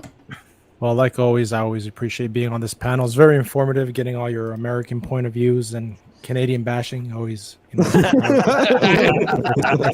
it's great. But seriously, you guys are all awesome. The chat's always on fire. You can catch gaming streams on my channel every week now. Thursday, I'm going to have my show called On the Fly. We're just pretty much do things on the fly and basically talk about articles as well. And a whole different point of view with, a variety of panelists as well. So again, Comics, thanks for having me. Great to be here. I love it. No, you're welcome. And if anyone hasn't checked it out yet, go check out Guy Scar's stream that he did talking about the difference between Hispanic and Latino. It was really good. Yeah. Not only that, Gascar is cool, dude. So yeah, support the Basco scenario. Thank you.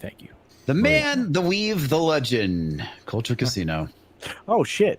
Wow, this is weird. I'm normally next to last, but I just want to say this. Thanks for being here. You guys are amazing. I hope you were able to follow my angry rants and my coherent rants and my thoughtful rants and all the rants that I produced this evening. Nina Infinity is supposed to join me on a Sunday Culture review. I'm going to continue to say this until she actually shows up for one because, I've got her canceling on me twice now. I'm going to get a complex because, when you're me and look at my hair and people don't show up, that bothers me a lot. You are a complex. I know. Well, thank you. So check me out on Culture Casino on YouTube, Culture Casino on Twitch, Culture Casino on Odyssey, Culture Casino on Twitter, Culture Casino on Minds. I'm a lot of places, but do send me your ideas for memes. I've had, on my phone, there are 16 ideas for memes. Holy shit. So I'm going to start working on those tomorrow. And through the weekend, we'll try to relieve all of those and release them into the world. I'm pretty excited, but looks like I'm not. I was hoping I would have Lethal Lightning this Sunday, but it looks like it might be next Sunday. And beyond all of those things, I want to say thank you to everybody out there because without you, we wouldn't be here. Support all of the independent creators we talked about tonight. There were many of them. Thank you, Southern Belle, for all of your amazingness. Thank you, Toxic Man Flu. Thank you, Darth Scipio. Believe it or not, I actually appreciate you.